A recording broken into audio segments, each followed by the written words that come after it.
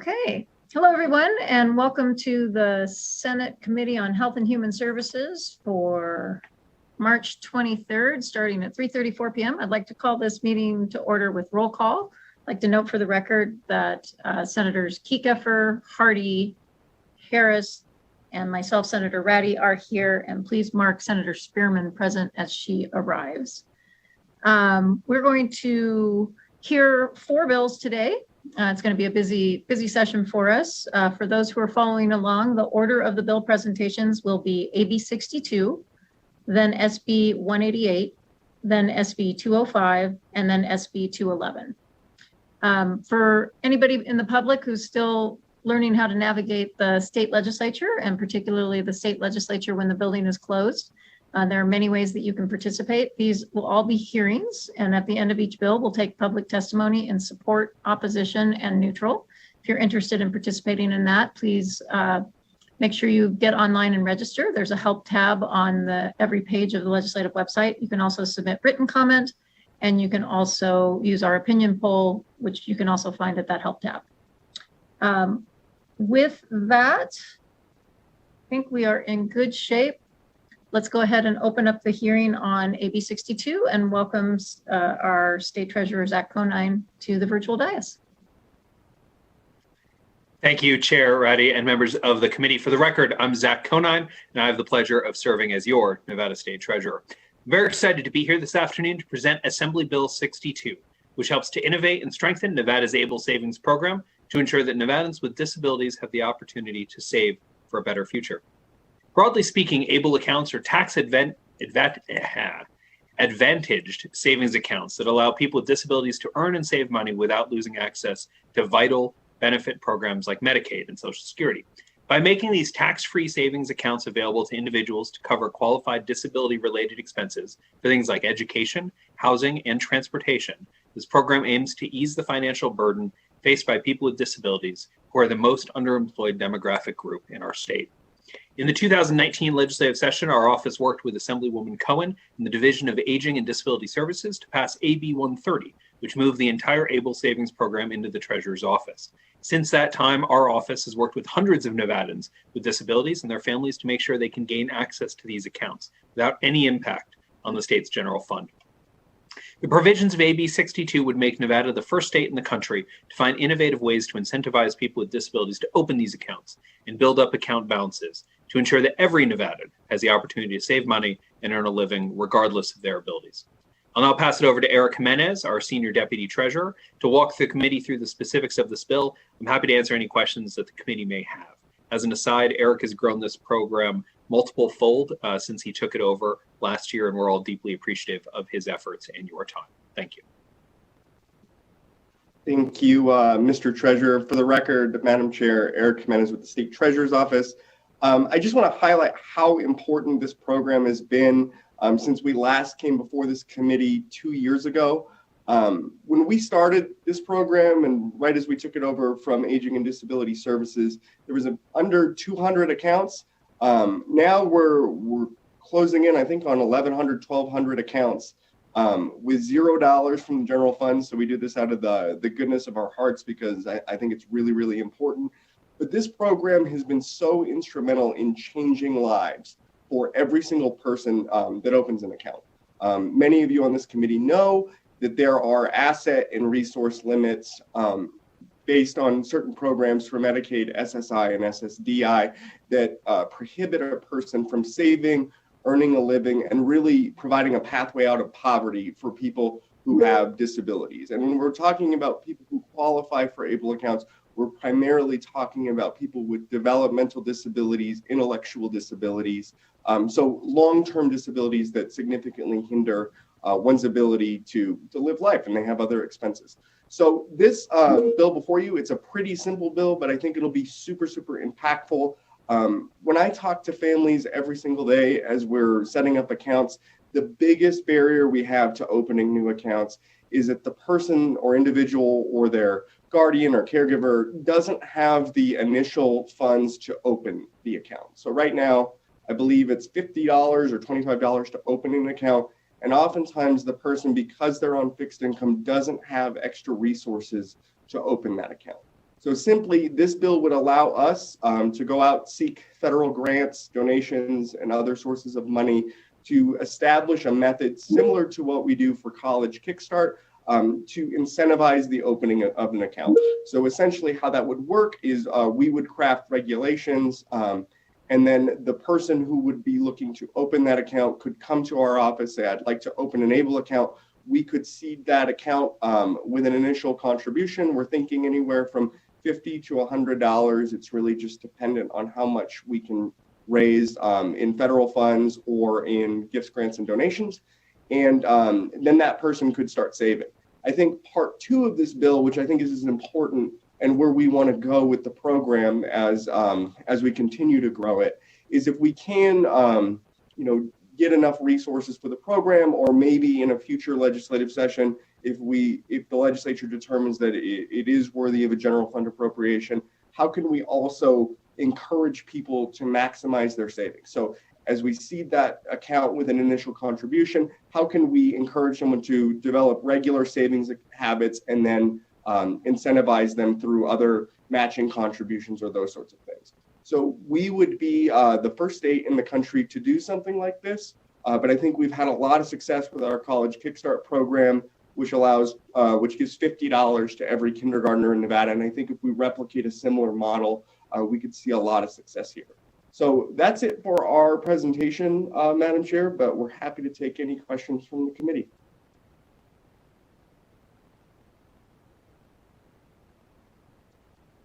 Thank you, Mr. Jimenez. And again, my congratulations to you for being able to grow this program so significantly. We're really chuffed at the work you've been doing over there. All right, members, looking for questions? I see a no from Senator Kieckhofer, no from Senator Hardy. Are we really going to let them off this easy? Okay. So with that, I'm going to go ahead and open up the public testimony, and BPS will go ahead and start with those who would like to testify in support. Thank you, Chair. Callers, if you'd like to testify in support of Assembly Bill 62, please press *9 now to enter your place to the queue.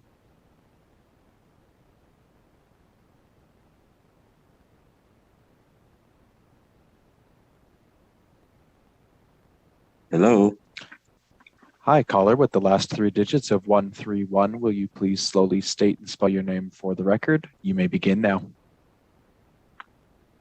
Chair Ratty, members of the committee, my name is Connor Cain, CONNORCAIN, and I'm testifying in support of Assembly Bill 62 on behalf of the Nevada Bankers Association. Far too often, I find that we have conversations about how our state lags behind our counterparts around the country. And it's nice to have the opportunity to testify in support of an innovative bill like AB 62, which thanks to all of Treasurer Conine and Mr. Jimenez's hard work, would make Nevada the first state in the country to strengthen its ABLE savings program by accepting gifts, grants, and donations. The Nevada Bankers Association is very grateful for the opportunity to testify in support of AB 62 and urges your support of this important legislation. Thank you.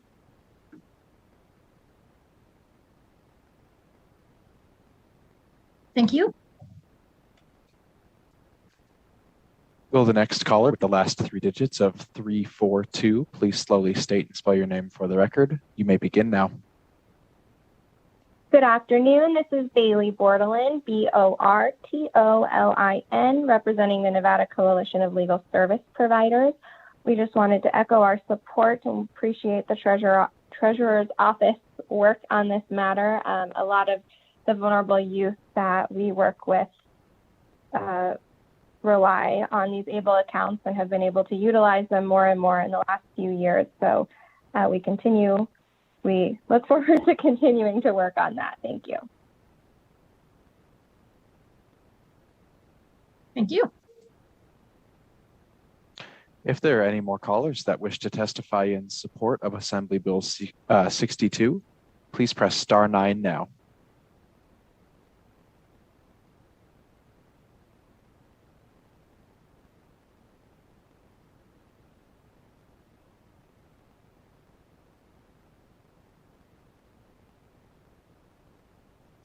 Chair, at this time, there are no more callers indicating that they wish to testify in support of the bill. Thank you. Let's go ahead and open up testimony in opposition to AB 62. Certainly, Chair. Callers, if you'd like to testify in opposition to Assembly Bill 62, please press *9 now. Once again, *9 now to testify in opposition.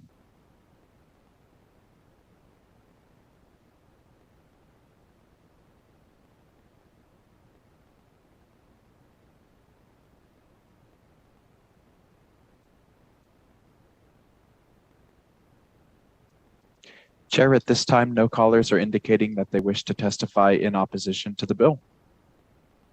Great. Let's go ahead and open up testimony. Let's go ahead and open up testimony in neutral, please. Certainly, Chair. Callers, if you'd like to testify in a neutral position for the bill, please press *9 now to enter the queue.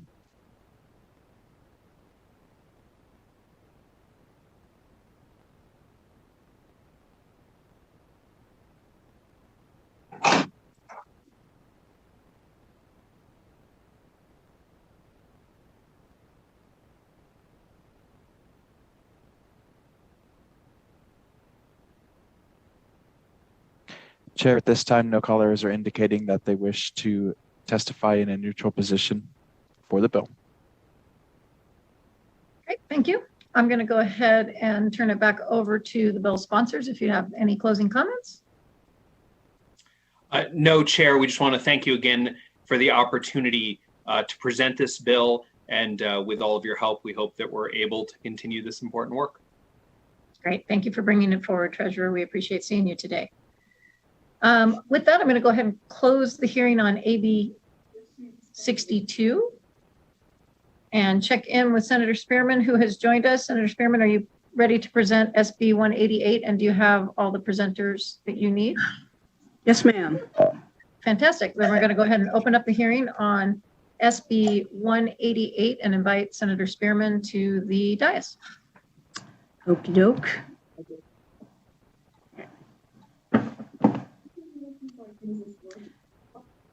Thank you, Chair Ratty. For the record, and committee, for the record, I am Pat Spearman, and I represent Senate District 1 in Clark County. I'm here to present Senate Bill 188 for your consideration. Many of you may remember Senate Bill 188 from the last legislative session. We had it, we've made some changes since then, and hopefully the second time will be the charm. So here's the problem. According to Prosperity Now, nearly 13% in Nevada have incomes below the federal poverty level. That's $12,880 for an individual and $26,500 for a family per year in 2021. In addition, credit and debt are significant problems. Nearly 1 in 3 consumers with a credit card debt borrows more than 75% of his or her total credit limit, and 1 in 4 Nevadans has an account in collections. And this information, although current, I don't believe this information takes into account the financial abyss that most of our neighbors are in because of the pandemic. Such credit and debt issues can lead to other harmful financial decisions, such as relying too heavily on alternative or predatory financial products. Approximately 1 in 4 Nevada households is considered underbanked. That means that despite having a checking or savings account, they rely on non-bank alternative financial services like check cashers and payday lenders or pawn shops to make ends meet. Senate Bill 188 aims to help low-income Nevadans accumulate assets and become more financially literate and achieve specific financial goals. This legislation seeks to bring hope and opportunity to low-income or low-wealth Nevadans by creating the Individual Development Account, or IDA, program. Qualifying residents will be able to save and grow their money through matching funds. to enhance their financial security. The IDA program will provide those who need help the most opportunity to save money to go towards post-secondary education, starting a new business, buying a home, or investing in various other categories. Enhanced financial capabilities will enable IDA participants to improve their overall financial well-being and build a foundation for continued economic growth and realize a new level of security back on in difficult times. And Madam Chair, if I might say this bill was incepted from the idea, when I was younger, there was a time when we lived in what they used to call the projects. And the one thing that I remember is that you couldn't earn more than a certain amount of money or you would lose your eligibility. You couldn't have a car that was, like 2 years old. You always had to have a hoopty. And so, most of that hasn't changed now. And so the programs, the social service programs, many of them are not designed to give people a hand up. They're really designed to create generational poverty.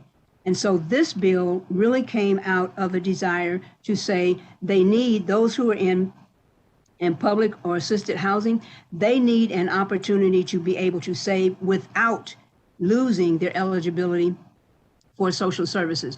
Then the other thing, I got to thinking about children in foster care. And I asked somebody, I think it was when I was chairing HHS, I asked somebody, I said, so what happens when they turn 18? And the answer was, they're out of the system. Well, is it out of the system in 30 days? Is it out of the system in a year? What is it? They're out of the system. And so I cannot imagine being an 18-year-old that has had a childhood that has either been totally in the foster care system, and that means never adopted or never taken in as a foster child, or having spent 4 or 5 different times in different households. I can't imagine what that feels like to be 18 on your own and you have nothing. So it seems to me that what 188 really does is it answers the moral imperative, and that is, how will we help those who are the least among us? Bill summary. At a high level, the bill provides for the establishment of the IDA program in Nevada.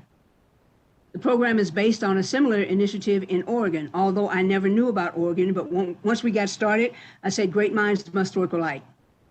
Sections 15 through 25 require the Office of the State Treasurer to solicit grants, gifts, and donations to carry out the program and to establish the program if sufficient money is obtained. That's important because there are other parts of this bill you'll see in several sections, particularly section 9, you'll see where it talks about money. And I understand where we are right now in our financial situation here in Nevada. So this is all predicated upon having the money to get this done.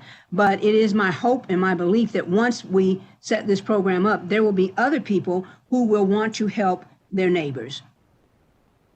Section 20 authorizes the Office of the Treasurer to select one or more fiduciary organizations to administer the money in the program and to distribute a portion of the money to the Department of Health and Human Services, foster care licensing agencies, and housing authorities to provide instruction in financial literacy to account holders. And this is so wherever people are, there's really no wrong door. If they're in subsidized housing, if they're in foster care, wherever they are, they have access to the financial literacy classes, courses that will help them not just get out of poverty, but help them save so that they can remain sufficient, wealth sufficient for the rest of their life. Hopefully, no more pandemics. If the program is established, Section 21 provides qualifying criteria to be an account holder. Specifically, a person must be a resident of Nevada, 12 years of age or older, and that's because we wanted to make sure that we got children in the foster care system young enough so that their IDA program would be able to grow. And at the time they were 18, hopefully they would have enough money so they would be financially secure when they aged out of the system.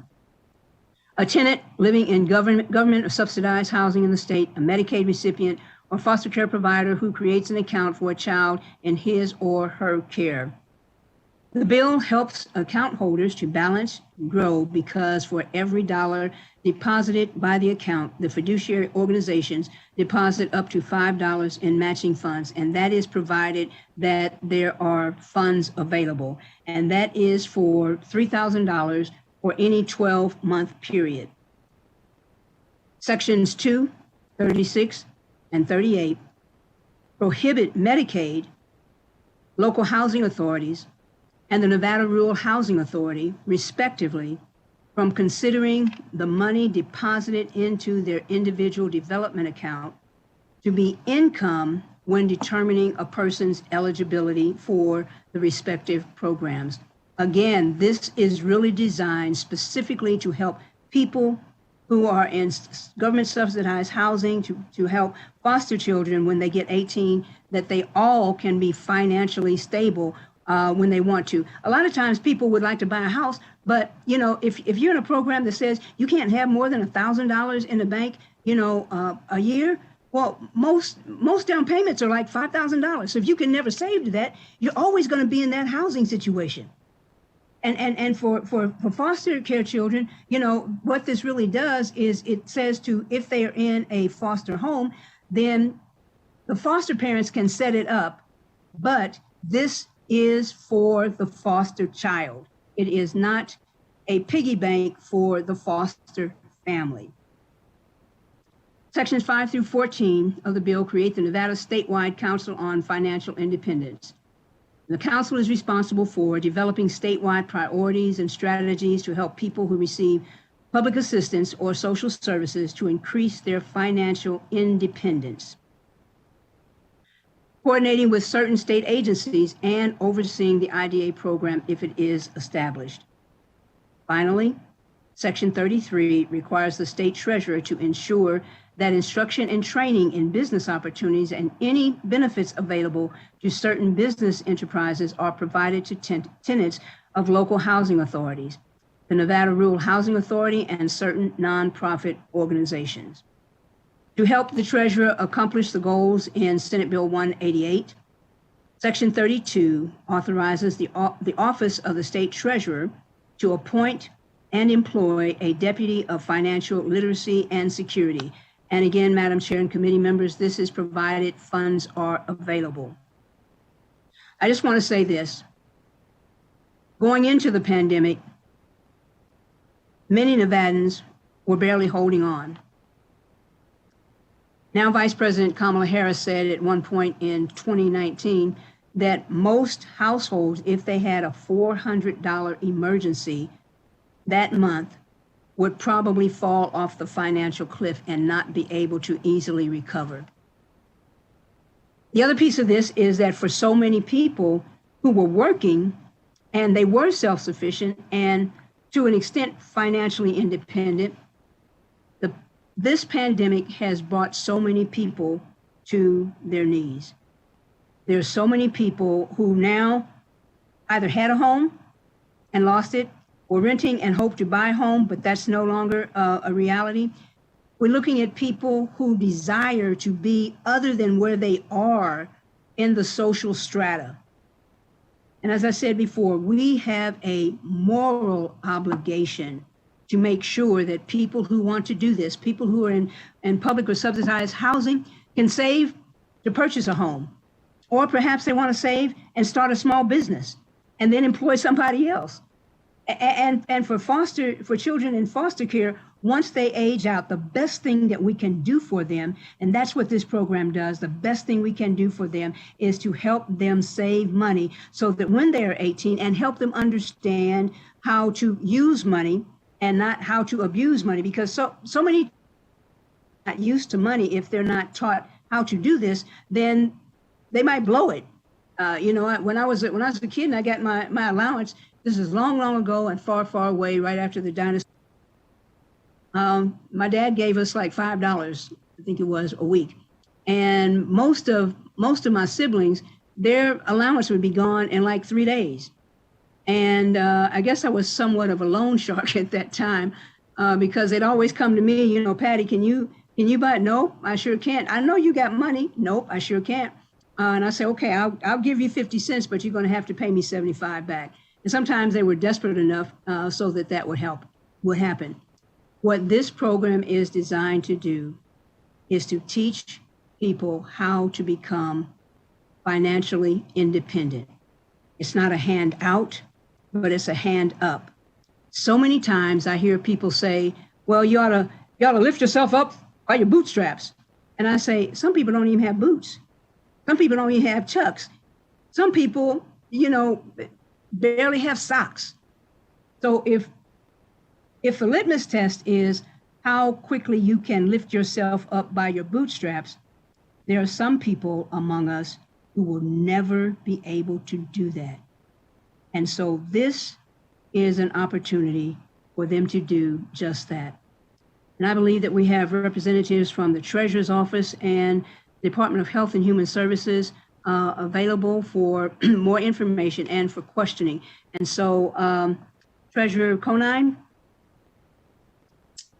Thank you, Senator. Thank you, Chair Ratty, and members of the committee. For the record, again, I'm Zach Conine, and I still have the pleasure of serving as your Nevada State Treasurer. As Senator Spearman alluded to in her testimony, individual development accounts, or IDAs, are matched savings accounts that allow residents with lower income to save for the defined goals without losing access to essential programs like Medicaid and low-income housing services. Throughout the country, IDAs have helped to increase the financial literacy and management skills for people in disadvantaged communities, while also helping to build pathways out of poverty. We know that in looking at IDA programs around the country, participants in IDA programs are 35% more likely to own a home, twice as likely to attend an institution of higher learning, and 84% more likely to start a business. In the Treasurer's Office, as you just heard, we currently manage the Nevada Able Savings Program, which allows people who are differently able to save money without losing access to much needed benefits. SB 188 would further that work, the work that we're already doing to help marginalized group gains access to financial vehicles they need to advance their economic mobility. In his State of the State address, Governor Sisolak emphasized the importance that increasing Nevada's share of federal grant funding will play in our economic recovery. By directing our office to work collaboratively with the Department of Health and Human Services, we can identify sources of grant funding necessary to ensure that Nevada's lower income residents have the tools they need to be a major part of our economic recovery. In addition to bringing more federal dollars back home to Nevada, we can also work to stand up a vital savings option tenants of low-income housing, Medicaid recipients, and foster youth across Nevada in need. I want to thank Senator Spearman for bringing this legislation, and I'd also like to pass it off to our Senior Deputy, Eric Jimenez, who can go over some of the more technical details. Thank you. Thank you, Mr. Treasurer, Madam Chair, Eric Jimenez, for the record again. I think my friend from Senate District 1 did a pretty good walkthrough of the bill. Just for the committee's edification, there are 42 states who have an IDA program in some shape or form. Typically how these programs work is that a state entity, a board or commission or an agency will work with a network of nonprofits, which are defined as fiduciaries under the bill, to administer, market, and do outreach for these programs. Contributions that are set up by an individual who signs up for an IDA are then matched to a certain dollar amount, because the idea here is we're trying to figure out how we can help an individual save for a defined goal like education or housing or buying a new car to help them get to work, but making those dollars go further. So if we just allow the money from the contributor itself, those dollars don't go as far. Obviously, the state has oversight over those accounts, just like our office would do with any other program that we have. And then those nonprofit fiduciaries help to provide financial literacy services to the individuals who need it. I do think one element of the bill that wasn't really talked about as much in Senator Spearman's testimony is Section 6. I think pre-pandemic and post-pandemic, low-income individuals have struggled, especially with the effects of COVID-19.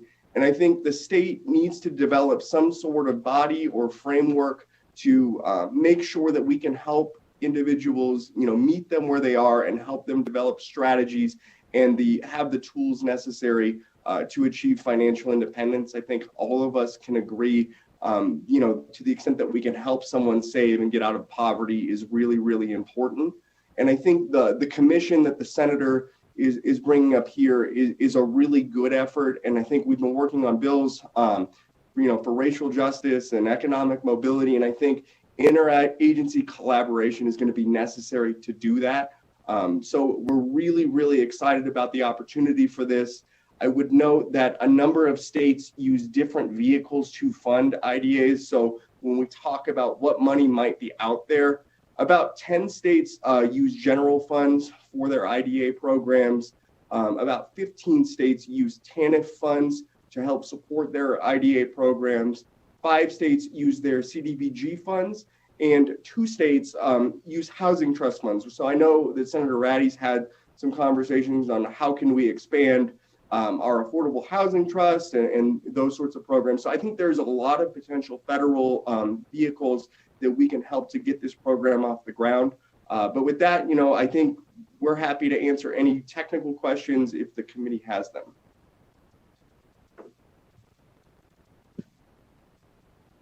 Thank you, Senator, for the presentation, and thank you to the treasurer and you again, Deputy Jimenez.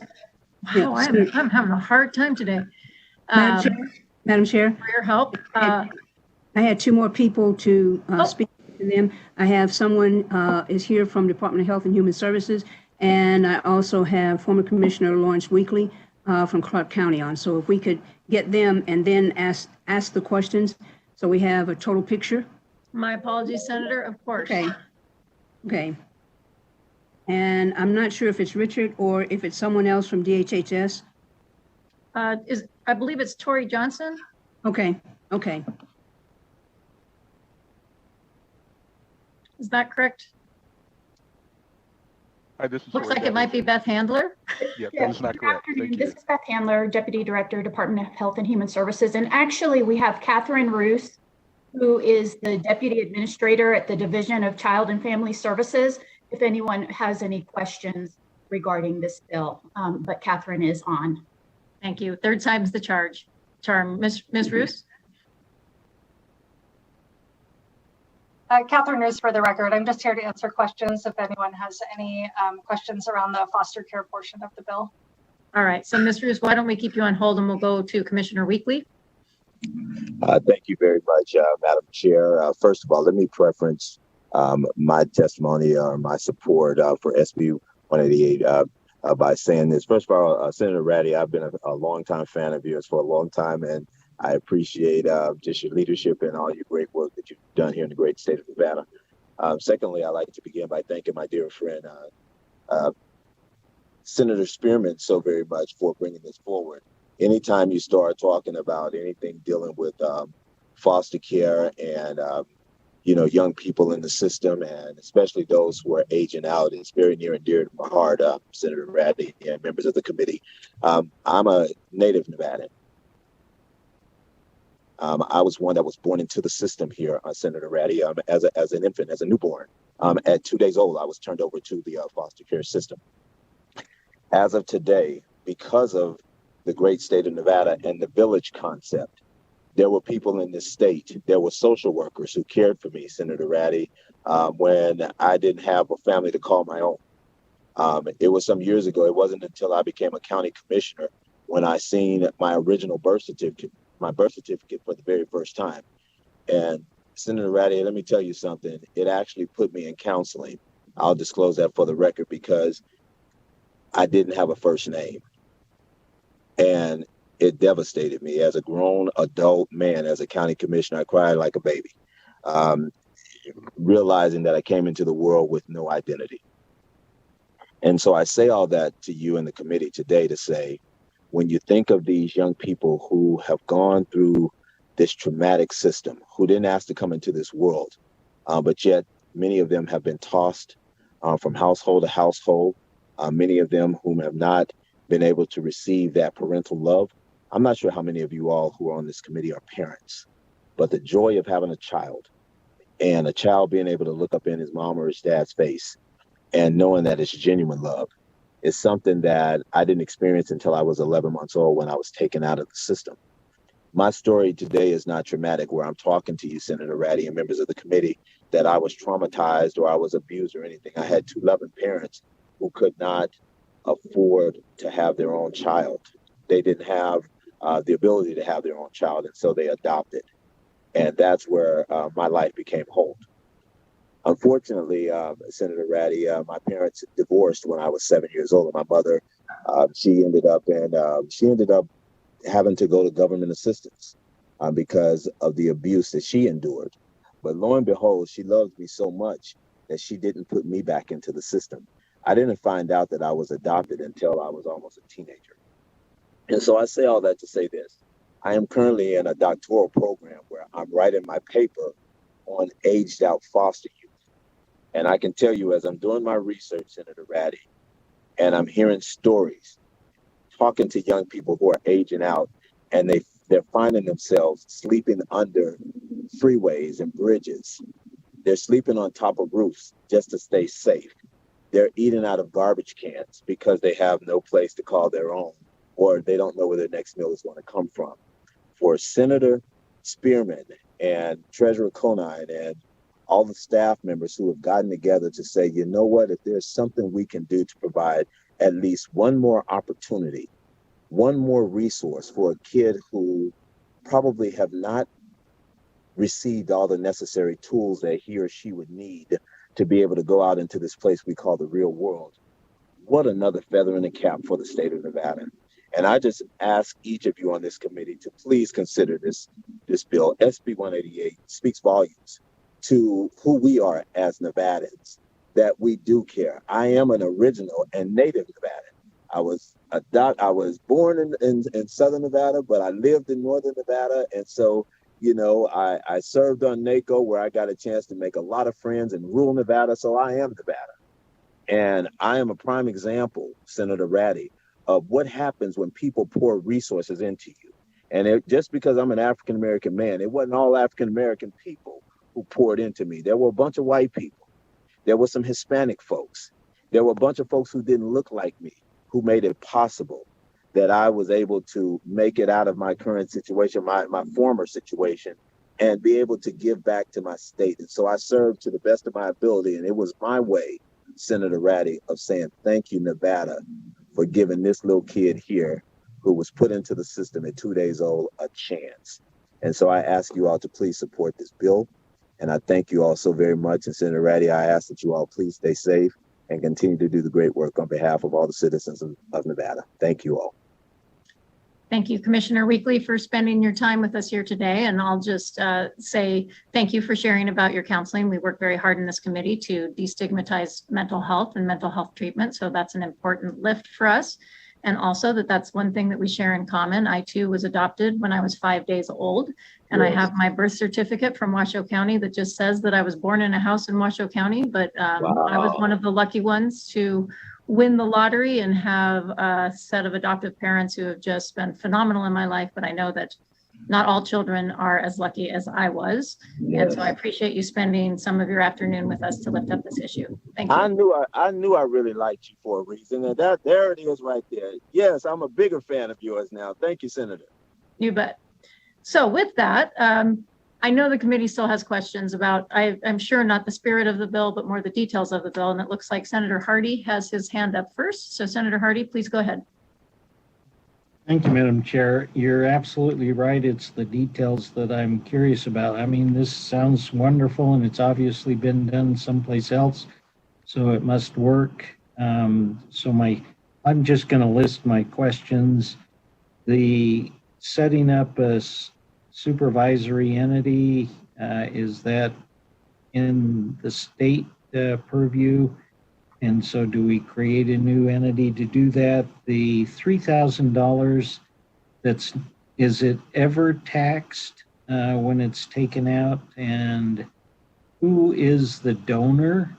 And if the donor is incentivized to donate to this, do they get a tax write-off of some kind? So Senator, let's pause there and give folks a chance so that they can remember all of the questions. So would like to take a shot at the first three. Okay. So let me just answer for the donors and whether or not they get incentivized. Last session, when we had the bill, we had a 1-to-1 or 3-to-1 match from the general budget, from the general fund. This time we took it out, and as money is available. And I would say in terms of being incentivized, there's probably not a time that I have watched TV after 9 o'clock that I didn't see St. Jude's Children's Hospital, somebody asking for money so that animals who've been abused. I mean, they're out there, and people who see the worth of this can and probably will, especially in light of what happened in the pandemic.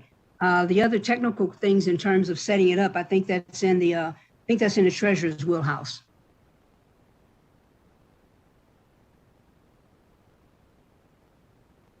And then the taxability question, I don't believe these funds are tax deferred to begin with, so I don't know why they would be taxable on the way out, but Treasurer Conine, is that your understanding as well? Yes, Senator, and I'll pass it over to Eric to the other part. Thanks, Senator Eric Jimenez, for the record. I believe that is the case, Senator. There are some federal statutes governing IDAs, but I'm happy to double check for the committee and get that answer confirmed. Great. All right, Senator Hardy, would you like to continue? Sure. So as I understand it, then the treasurer is going to do this. The $3,000 is probably never taxed by the people who have been the recipients of it. The donors could be anybody that wants to do something good in the world, but not the general fund, from what I understand, because that was taken out from before. And then, so the matched portion, which would be 5-to-1 in the bill, is matched by these donations where money is available through gifts, grants, and donations. And then when the person moves out of the housing tenant, because in order to be eligible for this, they have to be a resident, at least 12 years or older, and a tenant of a housing project or for persons of low income. If they move out of that, do they no longer have the opportunity to have the matched funds go into it? All right, so let's pause there and address those. So Senator Hardy, this is the vision of the program. Someone is in subsidized housing and they live in a low wealth community. They would like to purchase a home, but they don't have the money. And they really don't know, in many cases, how to save to get the money. And even if they did know, then it's going to be counted against their eligibility either for Medicaid or for housing or whatever. And so saving this program, the eligibility is for people who are in that situation. Once they get the money that they need to put a down payment on a home or to start a business, once they get that going, they're not in the program anymore. That's the whole purpose of the financial literacy, to help them get to a place where they can live their dream while at the same time understanding how to use money and not letting money use them. So this is something that is interminable. This is something to help people, lift people out of the situations that they're in. I often like to say my situation doesn't mean this is my destination. And so we want to help change the situation so that the destination will be better. I appreciate that clarification. I guess I'm asking a little more granular. If the child is 12 years old and then moves out of the quote tenant or housing project when the child is 15 or 16 or 17, can they keep this thing until they need the money to come out for one of the many things that it's allowed? Or are they no longer eligible to get the matching funds into the program that's been designed for them specifically? So, Senator, if it's okay if I take this one, Senator Hardy, I think that there's a couple facets of your question, and I want to go back to one. One, you had mentioned the board governance or entity to manage that. I think traditionally in programs like this, when we talk about savings programs or retirement savings and things like that, a lot of those details are hammered out through regulations that are promulgated through the board. So we want to make sure we have flexibility there. In terms of the funding available, just to clarify for the record, the intention right now is no general fund dollars going to fund that. However, it could be from private philanthropy, it could be through federal dollars. And I think this is a really important point. This is why the program is interesting, that it's so flexible for recipients of Medicaid, low-income housing, and foster youth, is that we might find a bucket of federal funding that could be used for one of those populations, but not others. So if we find funding that might be eligible for specifically tenants of low-income housing, we could partner with a nonprofit that's offering services to those tenants and make sure that we could right-size the program to meet those needs. And then finally, your last question, if you will just indulge me, I kind of forgot. So. It's the continuing eligibility question, Eric. So it's, or sorry, Mr. Jimenez. It's, you know, they were living in housing, now they're not living in housing, or they were on Medicaid, but now they're not on Medicaid. So do they come in and out of eligibility to participate, or once they're sort of anchored in it, they can continue to participate? Yeah, thank you, Chair Reddy. I really appreciate that. So I think the intention, Senator, is how do we help someone save and then get out of poverty to where they wouldn't need those funds? I think in the circumstance you're describing, and this might be a need for some regulatory clarification here, is that all the money that was saved and matched while the person was eligible for the program would stay and follow that person. However, I'm not sure if a person no longer was receiving Medicaid or was no longer in subsidized housing or low-income housing, that the match could still occur after that point, if that makes sense. Yeah, I mean, that's basically what I want to know is at what point can't you? And so that answers my questions. Thank you, Madam Chair. And Chair, if I could jump in real briefly there, Senator Hardy, there's some comparable examples in some of our 529 plans, which have matches based on income. That match goes away if the person or family goes over an income line for a time, but the underlying 521 asset doesn't. And if the family, say, went out of eligibility and then back into eligibility, they would again qualify for the match. Okay, thank you. Thank you, Senator Hardy. Other members of the committee have questions? Senator Kieckhofer? Hey, Madam Chair. So just for a couple of points of clarification, in Section 20, it charges specifically the state treasurer to solicit money or to fund the matching payments by fiduciary institutions. But when you flip to the Section 25 on page 13, really says it's the fiduciary organization has the sole authority and responsibility for the administration of the IDAs, and the responsibility of the fiduciary organizations extends to all aspects of the program, including without limitation, soliciting matching funds. So I'm trying to figure out who does what, because it looks like the entire program in Section 25 is totally turned over to the fiduciary organization. So I don't even know what the role of the treasurer is at that point. So let me start, and then the treasurer's office can finish. The first part of that sentence, I believe, let me go back to it, says, subject to any regulations adopted by the state treasurer. And so your question is a good one, and it's one that I'm sure will be considered when they're in the regulation writing part of this program. So it's not that it turns over, but it's subject to any regulations adopted by the state treasurer.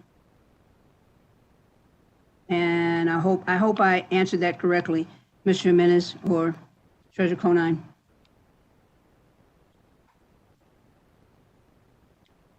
Yeah, and Eric Jimenez for the record, Senator. I think traditionally how these programs work in other states is that the nonprofit fiduciary does a lot of the legwork. However, I think you bring up a good point on asset oversight and management. So if that's something you'd like to see, I think in that, what is it, section 25, we could clarify that to make sure that the state is serving some sort of advisory or oversight role. So I appreciate that. So the funds are deposited into bank accounts, right? They specifically go to a financial institution. Is that correct? Correct. Okay. So the can you give me an example of the type of nonprofit that runs these things? I just don't know. So in the state of Oregon, Eric Jimenez for the record, many of our community nonprofits that do a variety of services could serve as that. I think it's difficult right now because we're not authorized to do that as a state, so we don't have nonprofits that are currently doing this work. But traditionally in other states, you'll see if there is a nonprofit that specifically provides services to newly made citizens, they could operate an IDA for the population that they serve. So whether it's a housing coalition or a homelessness prevention group, or even an organization that is an eligible nonprofit that's serving foster youth could administer those accounts for that population. And basic criteria, if I may, the basic criteria is the nonprofit status is in accordance with IRS regulations 501c3. And so it's not somebody that says I'm a nonprofit, but they have to be an actual nonprofit under the 501c3 Internal Revenue Code. Right, and I guess my question is, in their responsibilities, it's really ensuring compliance with all of this as well. I know nonprofits have a hard time going out and raising money now. So what type of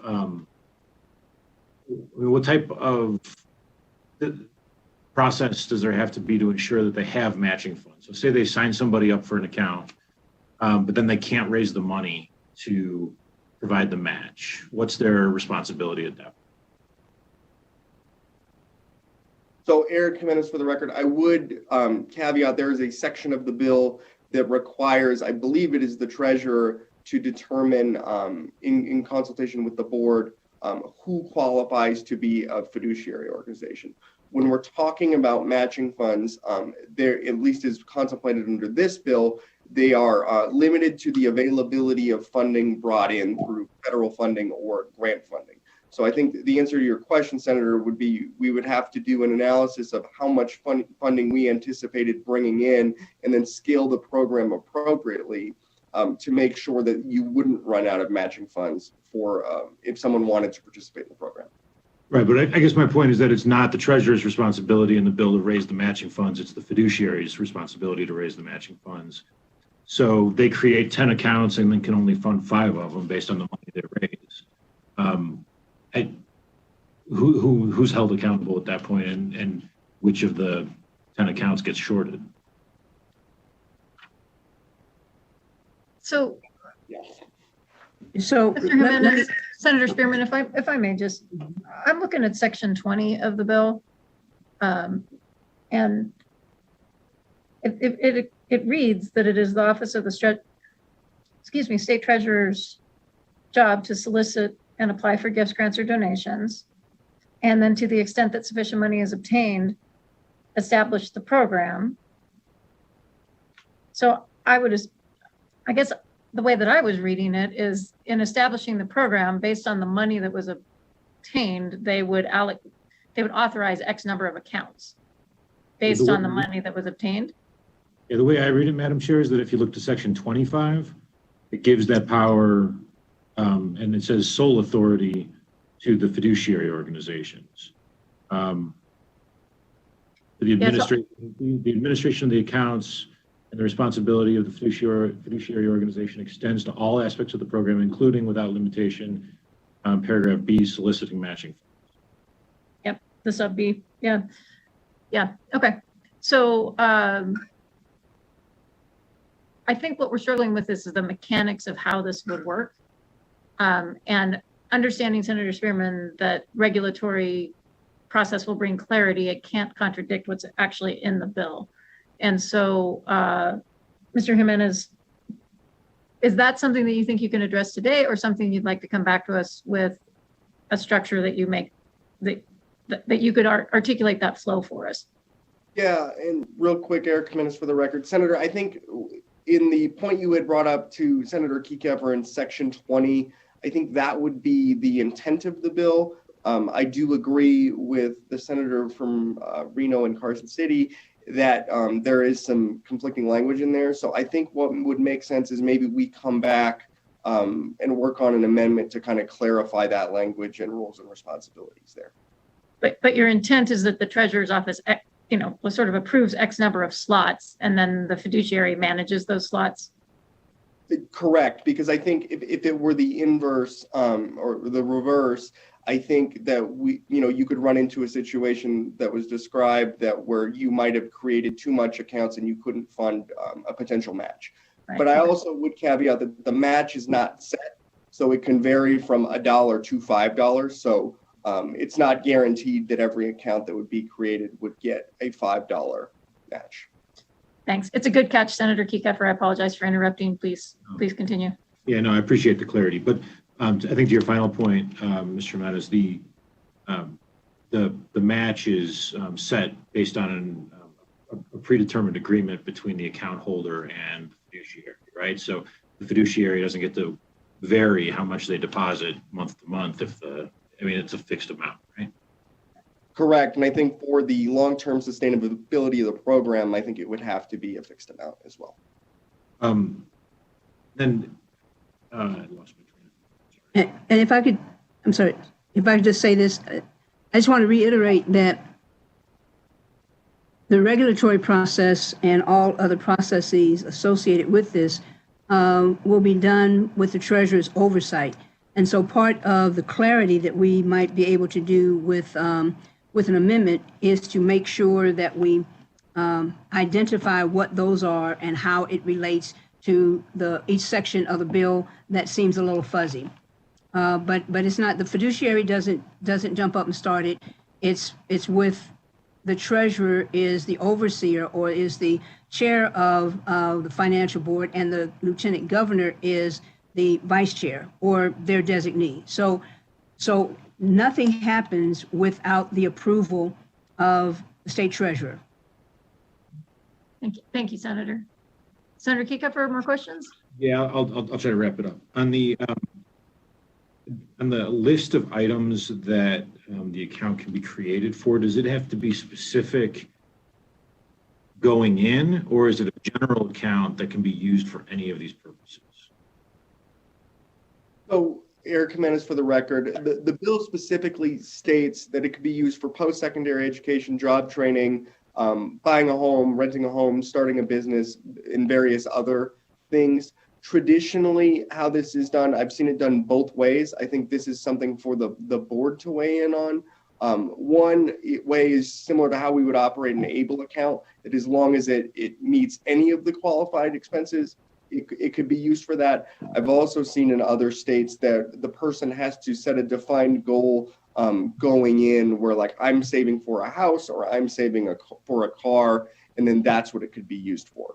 I don't think that the language is drafted makes a decision either way there, Senator, but I've seen it done both ways. Yeah, the way I had read it, it sounded like in the initial agreement with the fiduciary, it had to be set up for a specific purpose that included one of these purposes. So I think at least a statement of intent over what you're planning would be beneficial, because I look at something like paragraph M on page 11, it says the payment of medical expenses. Sometimes medical expenses are not anticipated, right?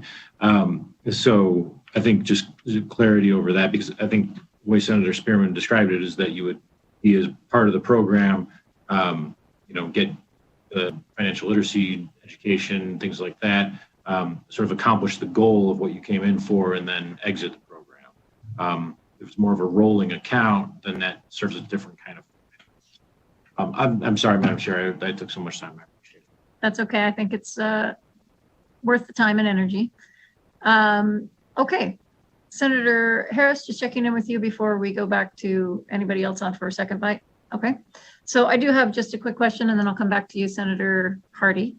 I'm interested in your experience with these in other states. The ideal is that, of course, these accounts would not affect any existing benefits that somebody might be receiving. But I know for so many of our benefits, there is an asset test. And so I'm just curious,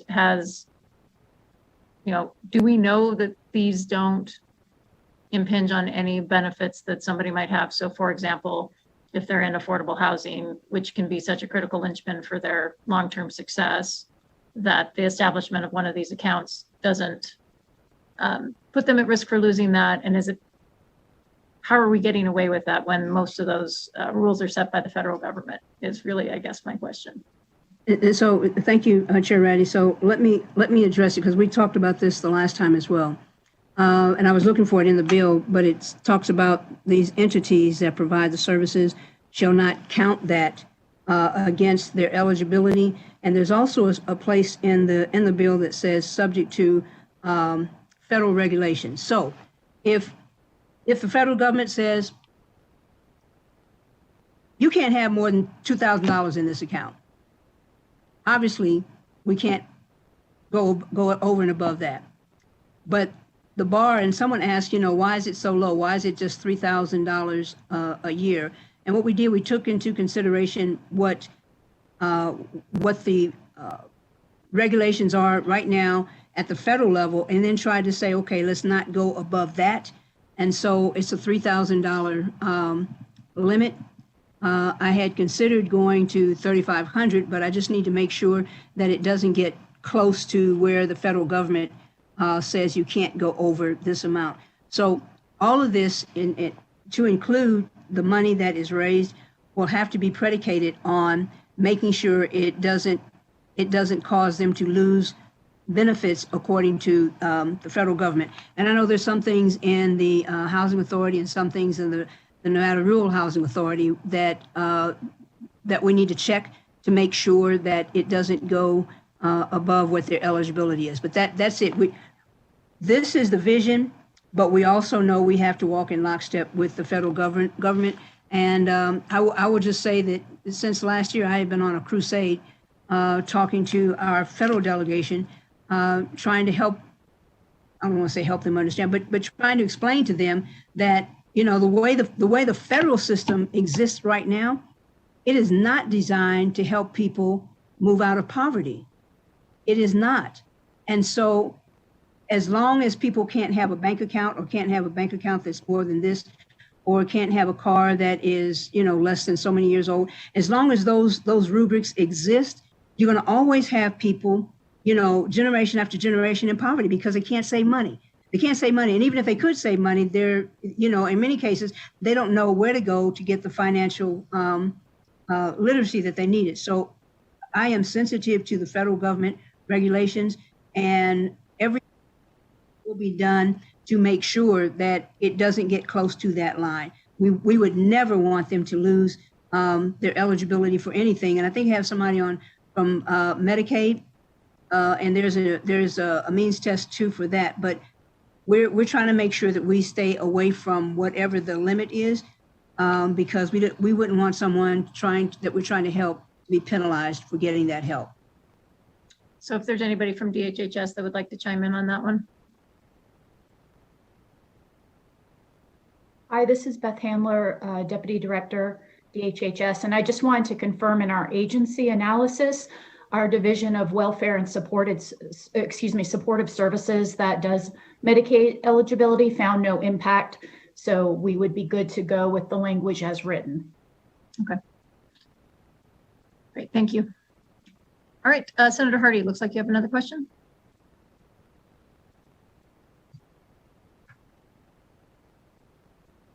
Thank you, Madam Chair.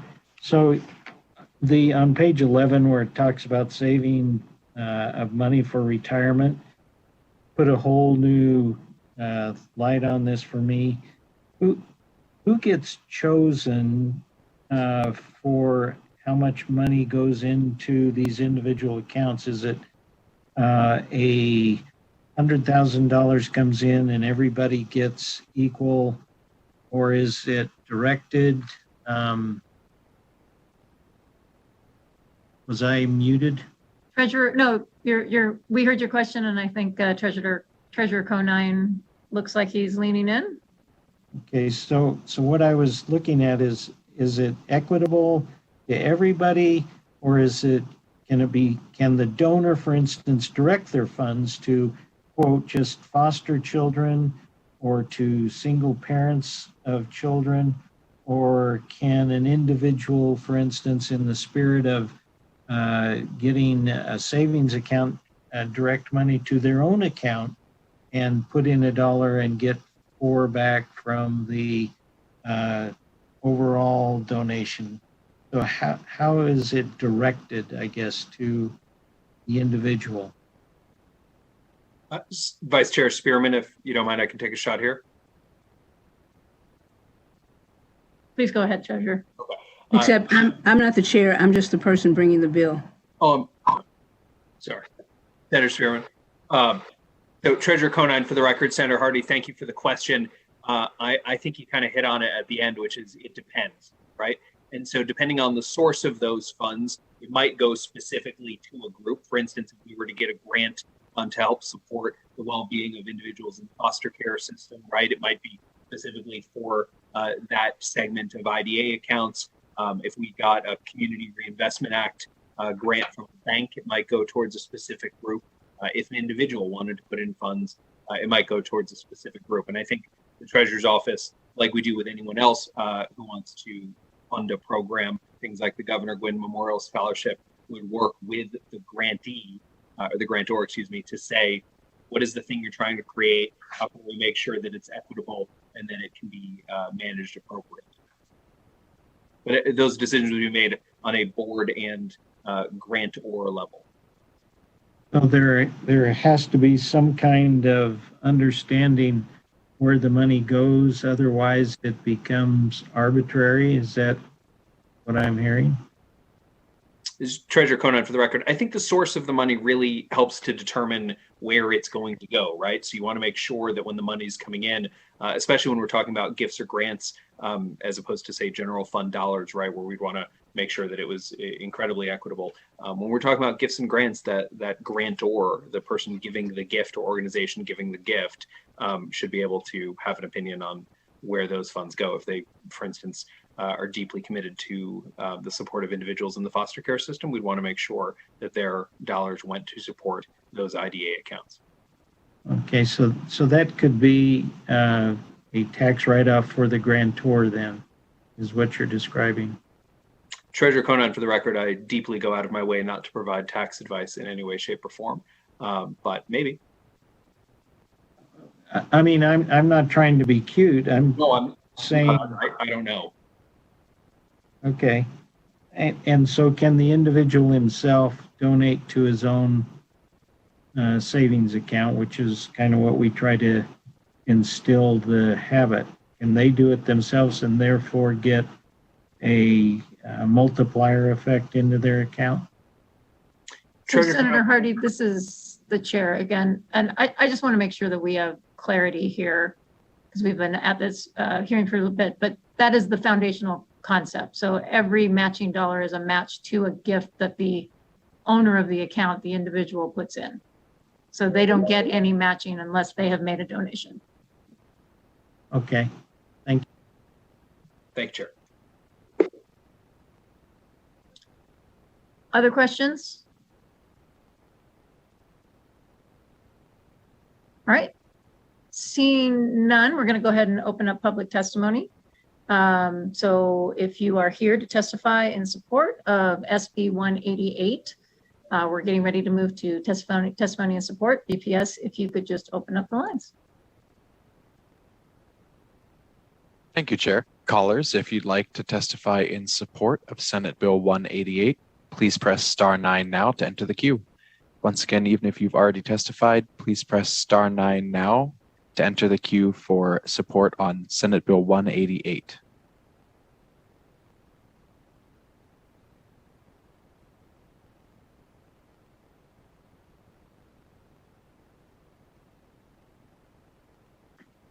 Will the caller with the last 3 digits of 131 please slowly state and spell your name for the record? You may begin now. Chair Ratty, members of the committee, my name is Connor Kane, CONNORCAIN, and I'm testifying in support of Senate Bill 188 on behalf of the Nevada Bankers Association.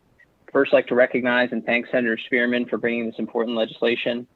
I would like to echo Senator Spearman's remarks in stressing the importance of helping low-income Nevadans and other vulnerable members of our community accumulate assets, become more financially literate, and achieve their financial goals. Senator Spearman mentioned in her remarks the importance of having just a few $100s in your bank account, which can make all the difference in the world when the unexpected happens, like getting a flat tire on the way to work. If you can't fix your tire, you might not be able to get to work, which means that you could lose your job and find yourself in a position where you're unable to support your family. I'd also like to thank former Commissioner Weekly for his remarks. I really appreciated his story and how he's used his experiences to give back to young people who need help. It's something I've been fortunate enough to witness him do firsthand on a number of occasions. And I'll just conclude by saying that the Nevada Bankers Association is grateful for the chance to testify in support of Senate Bill 188. And to your points, Chair Ratty and a number of other folks on the committee, if it's helpful, we would be more than happy to participate in any conversations over the next couple of months to work through the mechanics of how this bill would work to ensure that it passes this session. Thanks again for the opportunity to testify. Thank you.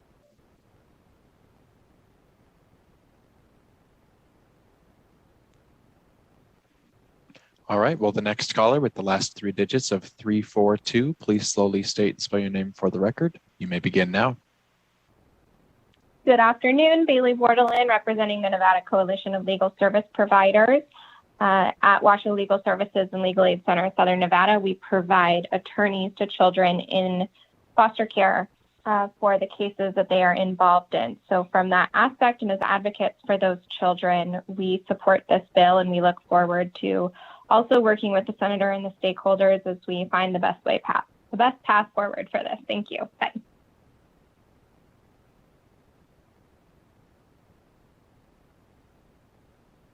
If there are any more callers wishing to testify in support of Senate Bill 188, please press *9 now to enter the queue.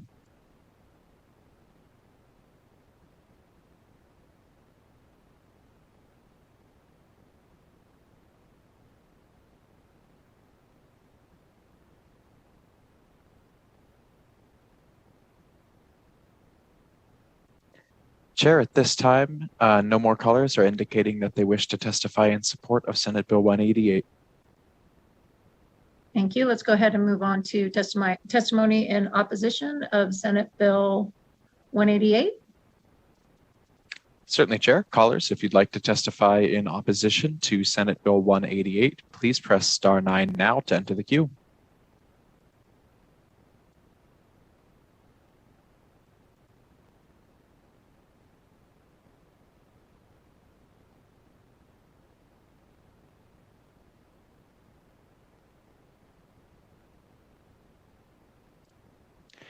Chair, at this time, no callers are indicating that they wish to testify in opposition to the bill. Thank you. Let's go on to neutral, looking for neutral testimony on SB 188.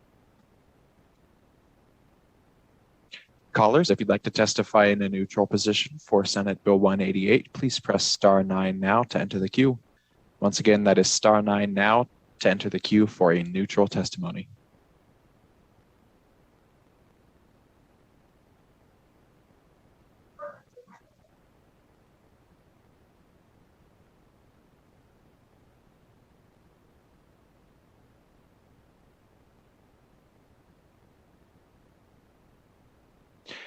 Chair, at this time, no callers are indicating that they wish to give a neutral testimony. Okay. With that, we'll close public testimony and bring it back to the sponsor to see if there's any closing comments. First of all, thank you, Chair Ratty and members of the committee for listening and considering what I think is going to be a monumental step forward in helping both of these groups, those who are in public or subsidized housing, as well as giving children who are in the foster care system hope that when they age out, they don't age out penniless. So thank you for listening, and I will end on this. There is an African proverb that says, it takes a whole village to raise a child. And I add on to that and say it takes a whole child to raise another village. Thank you so much. Thank you, Senator Spearman. All right, with that, we're going to go ahead and close the hearing on SB 188 and move on to SB 205. Senator Dennis, do you have all the presenters here that you need? It looks like I do, yes. Fantastic. All right, let's go ahead and open the hearing on SB 205. Please proceed. Thank you. Thank you, Chair Ratty. For the record, Senator Mo Dennis, representing Senate District 2 in Clark County. And thank you for the opportunity to present Senate Bill 205, which addresses an oversight that occurred when emergency regulations were adopted last year by the Division of Industrial Relations of the Department of Business and Industry. The issue is relatively simple. In adopting regulations related to boilers, the division exempted certain gas-fired residential and commercial tank water heaters, but unintentionally failed to exempt similar tankless water heaters. The result is that tankless water heaters are now subject to significantly more onerous regulations than similar tank heaters, and that are more stringent than necessary to ensure public safety. The goal of this bill is to seek parity in statutory regulation of tank and tankless water heaters so that this type of regulatory error is not repeated in the future. We worked with the Division of Industrial Relations, and I am proposing an amendment to clarify the intent of the bill and address certain concerns the division raised. The amendment should be available on Nellis. At this point, I would like to turn the presentation over to Warren Hardy, who is representing Renai America Corporation, and James York, Senior Director of Regulatory and Product Performance for Renai America Corporation, to discuss the issue in more detail and walk through the technicalities of the bill and the amendment. Thank you. And thank you, Senator Dennis, for bringing us a bill that is very different than any of the other bills we're going to hear this session. I know you didn't think you would hear a plumbing bill in health, right? It is a health and safety issue for sure. Yes, definitely. Thank you. Thank you, Madam Chair. Members of the committee, Warren Hardy, representing Renai America Corporation. I have with me today James York, who, as Senator Dennis said, is the Director of Regulatory and Product Enforcement or Performance for Renai. I want to thank Senator Dennis for being willing to help us with this legislation to correct this oversight. And although I'm representing Renai, and Renai has sort of taken the initiative to move forward on this, this is something that we've spoken to our competitors, spoken to the construction industry, spoken to others that are impacted by this statute or this regulatory oversight, and have broad support. So I don't want the committee to think this is a Renai bill. It's an industry bill that Renai had the ability to sort of lead out on. As Senator Dennis mentioned, the amendment that should be on Nellis would, in our mind, replace the bill as a whole. So I would draw your attention to that amendment as the bill, and that's really what I would speak to. And Madam Chair, again, as Senator Dennis said, we're really looking to do one thing and one thing only. In a moment, I'll speak to some complications that have arisen relative to expanding this concept further. But all we're trying to accomplish in proposing this amendment is to do exactly what Senator Dennis indicated, and that is to create a level of parity. So it was an oversight, it was a mistake, it was an error. I don't know what it was. We weren't involved in the regulation, unfortunately. It was an emergency regulation. I was not engaged with Renai at the time. But for whatever reason it came forward, it created a disparity in attempting to exempt out small commercial and residential water heaters that meet a very specific three-pronged test which I'll address in a moment. So all we're trying to do is fix that correction. We decided to go forward in legislation instead of as a regulatory change for two reasons. The first one was that the legislative session was right around the corner. We estimated it would have taken a year or a year and a half to promulgate a regulation to correct this. But more importantly, we thought it was very important to put in statute now that tankless water heaters are becoming more desirable and a bigger part of the industry. As you know, tankless water heaters take up a lot less space. It's easier to provide the redundancy that so many people are looking for by installing these. They're safe. And so they're becoming very prominent in the industry. And so we thought it was best just to have these two types of products brought on par in the statute so that going forward, if a regulation is promulgated, we don't have this mistake again. So if it pleases the chair, I'd like to just kind of walk through the amendment really quickly, and then I'll go back a little bit to the issue. As Senator Dennis said, we attempted to address the concerns of DIR. I think we did, except in one respect, which I'll speak to momentarily. So if you look at the amendment that we have presented, if you go to page, so the first section 1 speaks to the exemption that does not the regulate. Well, I'm sorry. Let me back up just a little bit and tell you about the regulations. So after the explosion that occurred at UNR with a boiler, the DIR appropriately, in my opinion, promulgated regulations to increase safety requirements and standards on those large boilers. And in doing so, they recognized the need to exempt small water heaters and did that in the regulation. But as Senator Dennis said, they did not distinguish or did not, just by the way it was drafted, it did not extend that exemption to tanked water heaters. So bringing this amendment forward, so it speaks to the amendment, and then the language on the last page of the amendment where it defines water heater is language that we took at the request of DRI to say a water heater means an appliance designated primarily to supply hot water for domestic or commercial purposes that is equipped with automatic controls limiting water temperature. And so the language they requested was the individually controlled unit. If you then go down, I'm sorry, Madam Chair, I got ahead of myself.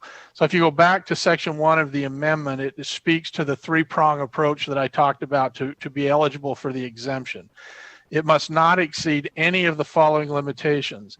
It cannot have an input of heat more than 199,000 British thermal units or under 200,000 British thermal units. Temperature cannot exceed 210 degrees Fahrenheit, or the water capacity have a water capacity of more than 120 gallons. That is the language that mirrors the regulation. But we added the amendment in the language in this amendment to change. We changed the definition of water heater to address the concern of DIR that they're individually controlled units. One of the other issues that came up, and this is where it got a little bit complicated, we weren't able to completely satisfy DIR, and I'll speak to it now since I'm sure they're going to speak to it. One of the things that DIR would like to do based on our conversations is regulate the in-series installation of water heaters. And when I say the in-series, let me give you an example of what we might contemplate. And the reason that in-series installations are becoming popular is because they save energy, they're far more efficient. So the example I like to use is some people go to the gym, Madam Chair, I don't, but some people go to the gym, and what will happen in a gym is they will set up a series of, say, 5 or 6 in-series water heaters. And then when the demand's very low in the morning, they may run one of those tankless water heaters. When the demand increases because more people are using the facilities, then they'll increase incrementally until they're at full capacity. That's why these are popular for those applications. When you use a tanked water heater, you're basically functioning at maximum capacity all the time, which means the gas is being used to heat the water in anticipation of advanced or full capacity. Another example of where these might be in unison or in parallel or in series is a restaurant that has requirements in code to have hot water available at all times. If their water heater goes down, they're basically out of business. So they will set up a water heater or a tankless heater or a water tank in parallel or in series. And from my understanding, in most cases, if it's a tanked water heater, gas-fired tanked water heater, they're set up in parallel to provide that redundancy. The DIR, from what we understand, would like to regulate the installation of in-series water heaters. We have no quarrel with that. That's not our issue. That's not why we're here. Why we're here is to correct in statute this disparity that these two types of technologies are treated differently and unfairly in statute. In fact, if this is not corrected and these additional regulatory requirements apply to tankless water heaters, it's going to create a significant disadvantage or disincentive for people to install tankless water heaters because of the additional regulatory requirement. When we did speak to the DIR, they indicated us that they were not sure they had the authority to promulgate a regulation on in-series installations. In fact, one of the senators on your committee asked me if anything in our bill would foreclose on their ability to adopt a regulation. In reality, the language that we are proposing, Madam Chair, would do exactly the opposite, and it would direct the division or the Division of Industrial Relations to promulgate a regulation on this point. So we have no objection to that. I would indicate that one of the things they told us was, well, it may take a year to promulgate that regulation. What about safety in the interim? The reality of it is, Madam Chair, members of the committee, that to our knowledge, there's only one state in the union that at the state level regulates in-series installations, and that's the state of Massachusetts. Part of the reason for that is that all of these in-series installations are accounted for in local safety regulations and zoning in the regulations at the local level. All of the products we're talking about here are constructed and designed contemplating in-series installations. It's common, it's done all over the country, and as I indicated, only one state chooses to regulate them or govern or oversee them at the state level, and that's the state of Massachusetts. If Nevada wants to become the second state that does that, we have no objection to that, except we think it should go through a regulatory process that involves all of the industry in its entirety, so there can be all input and not done accidentally by the adoption of an emergency regulation. So I hope I didn't create too much confusion with my testimony. If it pleases the chair, I'd like to ask Mr. York if there's anything I missed or anything he'd like to clarify. I'm obviously not a subject matter expert on this, but I think I've got a pretty good grip on it. So if it pleases the chair, I'd like to ask Mr. York if he has anything to add to that. Please, Mr. York, go ahead. Yes, Madam Chair. Thank you for the opportunity to present this bill, and we appreciate the committee taking time. Mr. Hardy did a very good job of addressing in-series or parallel installations, which the department has concern of, and like I say, our bill addresses that and actually requests them to initiate a rulemaking process. The reason we think it should be a rulemaking process is there are lots of nuances and things that have to be addressed as we work through that. Which could be, is it permitting based on system? Is it permitting based on individual units? If we say that more than one unit installed that exceeds one of the three hurdles on a building site becomes regulated, does that mean apartment buildings that have individual water heaters serving individual units are now regulated? because currently they're not. There's a lot of ambiguity that will need to be hammered out as we work through the regulatory process, and many items that we have probably not even considered that will come from industry, which is the reason that we've requested that. And so, Madam Chair, with that, I mean, I would like to really, if we can, get the focus back to what we're trying to accomplish here, and that is simply to bring tankless water heaters on par with tanked heaters for purposes of the statutes and regulations as they currently exist. And thank you for the time, Madam Chair. Be happy to answer any questions. Thank you for the presentation, Mr. Hardy. We'll go ahead and open it up to the committee for questions of either the bill sponsor, Senator slash Hardy, Senator slash Mr. Hardy, and let's see. I'm not seeing any questions.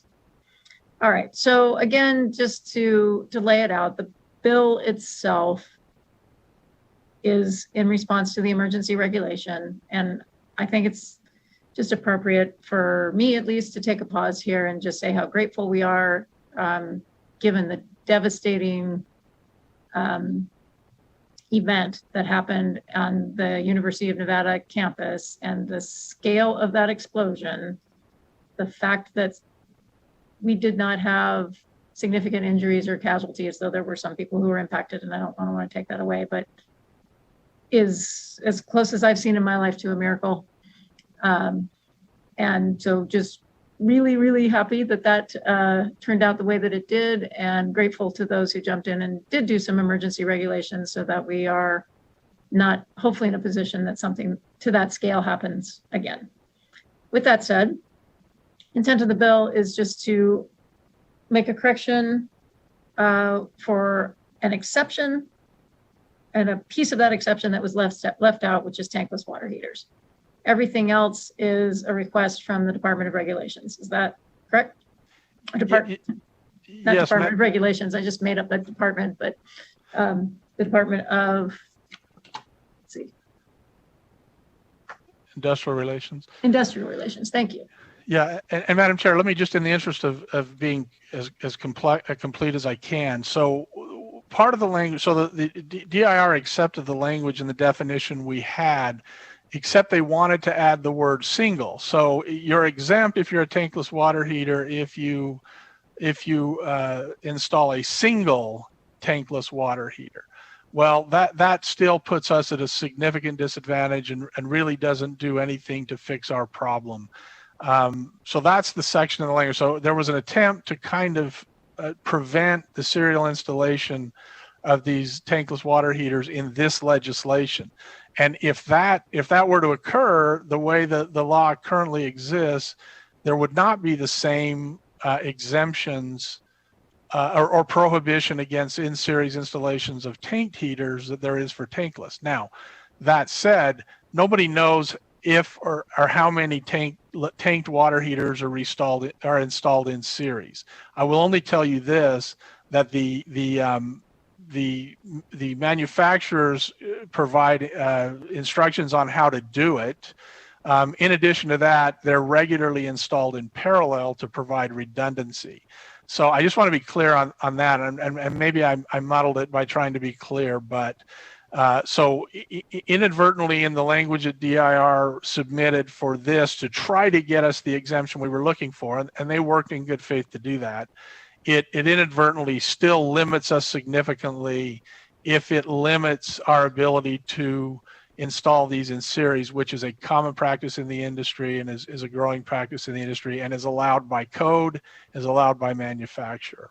And I would echo your comments that we 100% support the work they did on the additional boiler. That was an important thing and a very scary thing for the state of Nevada when that occurred. And so hence the amendment. Correct. Okay, great. All right. Doesn't look like we have any other questions. So with that, we will go ahead and open it up to testimony. So anybody who would like to testify in support of SB 205, BPS, if you could open up the line.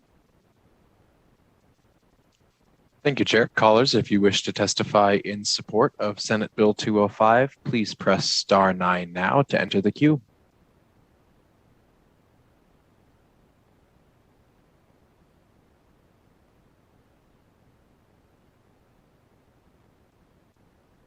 Will the caller with the last 3 digits of 116 please slowly state and spell your name for the record? You may begin now.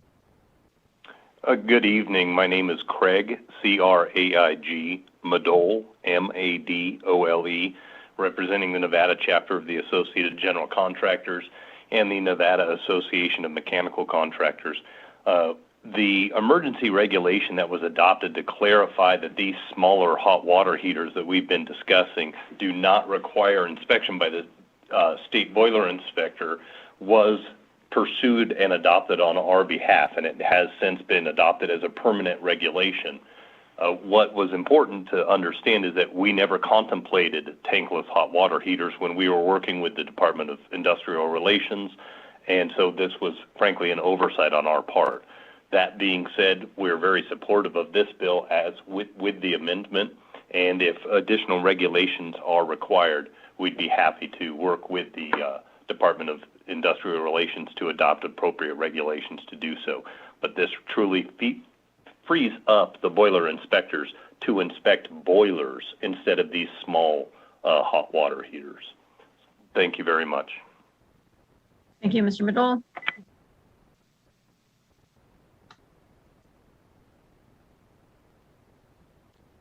All right, will the next caller with the last 3 digits of 417 please slowly state and spell your name for the record? You may begin now. Good afternoon. My name is Jordan Cranebuhl, Jordan-Krahenbuhl. I am speaking in support of SB 205 and in support of the amendment by Mr. Hardy. I am the Executive Director for the Plumbing, Heating, Cooling Contractors of Nevada. We have over 100 members across the state representing many journeyman plumbers, apprentices, and HVAC technicians. I'm also a retired 30-year employee of Clark County Building Department, where much of that time I was the lead plumbing and mechanical person, and I'm also a licensed journeyman and master plumber. I've been involved in code writing for 30 years, both locally and nationally. I also serve on IAPMO's Product Certification and Standards Committee, which certifies plumbing and mechanical products. I'm one of 9 people in the U.S. to be on that committee and the only person in Nevada. All of that brings us to Senate Bill 205, the Uniform Plumbing Code, which is adopted across the state of Nevada.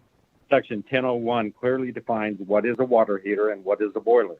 The threshold of not exceeding 120 gallons, not exceeding 200,000 BTUs, etc., gives manufacturers, designers, contractors, and code requirements for designing, permitting, installation, and inspections. Local jurisdictions require permits and inspections for water heaters. Boilers are required to be permitted and inspections by the state. SB 205 would clarify, as amended, would clarify issues regarding water heaters and boiler installations, permitting, and inspections.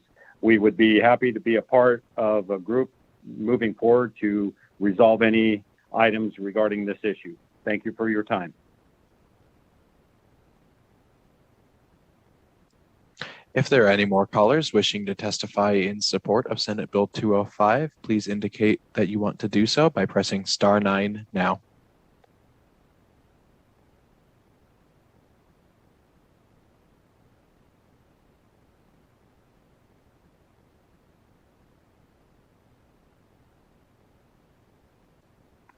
Chair, at this time, no callers are indicating that they wish to testify in support of Senate Bill 205. Great, thank you. Let's go ahead and open up testimony in opposition of Senate Bill 205. Certainly, Chair. Callers, if you wish to testify in in opposition to Senate Bill 205, please press star 9 now. Once again, that is to testify in opposition to the bill.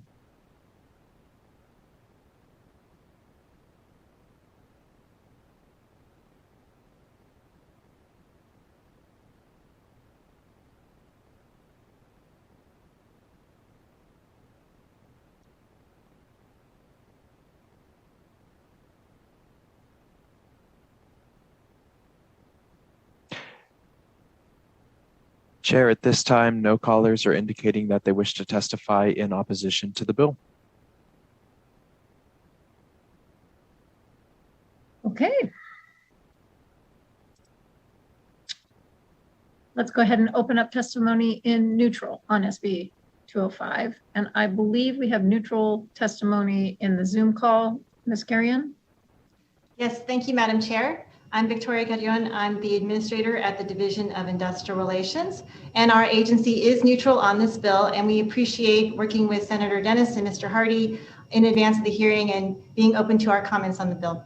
So the mechanical compliance section within the Division of Industrial Relations regulates the safety of boilers, and as you have stated, normally we don't really think about boilers, but when one has a problem, as in the case of Argenta Hall, it can be a really big issue. And so we take very seriously the issue of regulating them and making sure that they are safe for the public.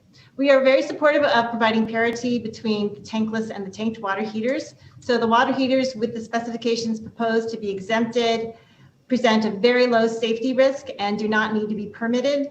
And so this applies to both the tanked and the tankless water heaters. However, as has been mentioned, we are concerned that the proposed amendment allows these water heaters to be installed in a series without a permit. So in Nevada, there's numerous installations where you can have 5 of these tankless water heaters linked together to replace a 1 million BTU individual boiler. And that can be a very good thing. It can be more energy efficient. It can be less expensive. So that can be a very positive thing. However, we think they should still be permitted. And the reason that that should occur is there's things that we need to look at, such as emergency gas shutdown switches, emergency exits, fire rating of the room, room ventilation. When you have that much gas in a room, we feel it's something that needs to be reviewed. And so currently, I want to make sure it's clear, we do regulate these installations that are in a series. So the bill allows for regulations to be created for water heaters installed in a series. However, there would be a gap in time when these installations would not be regulated. And it's important to note they currently are regulated, and then there would be a time when they are not. And so that's our concern. We're definitely open to working further on the language with the sponsor. And we also have our head of mechanical compliance section, Brennan Patterson, is also available on the line in case there are any technical questions. Thank you. Thank you. Let's go ahead and continue with anybody who is interested in testifying in neutral.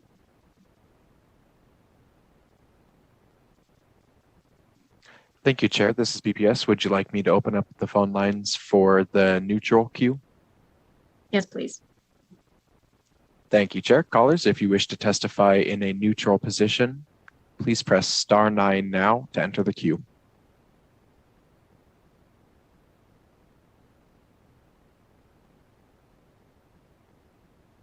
Once again, if you wish to testify in a neutral position for the bill, please press *9 now.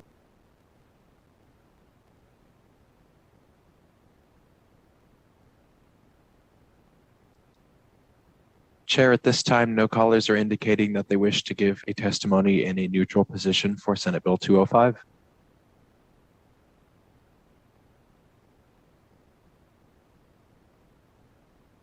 Thank you, BPS.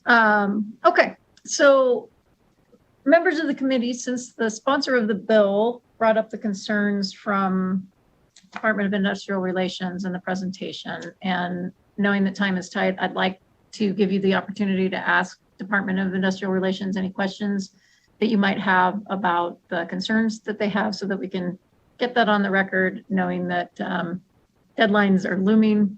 I think it's probably just best to get some of those questions answered. So does anybody have any questions for the Department of Industrial Relations based on their neutral testimony or the comments of the sponsor?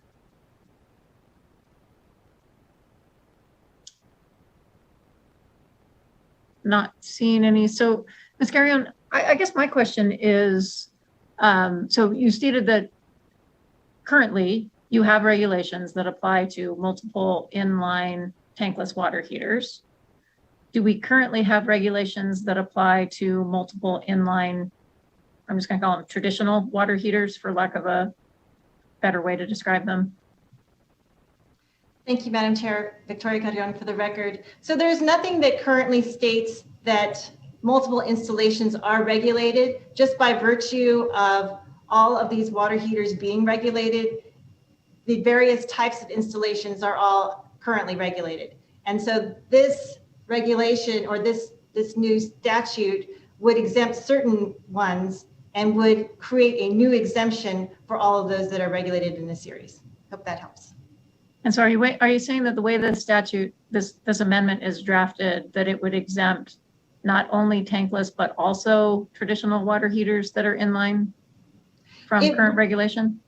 Yes, thank you, Madam Chair. Victoria Gadion for the record. So yes, it would exempt the ones that are tanked. However, we are not aware in Nevada of any multiple series tanked water heaters that are installed, because usually it would be much more efficient to install just a larger boiler. So it's really the inline installation is really an issue for the tankless water heaters.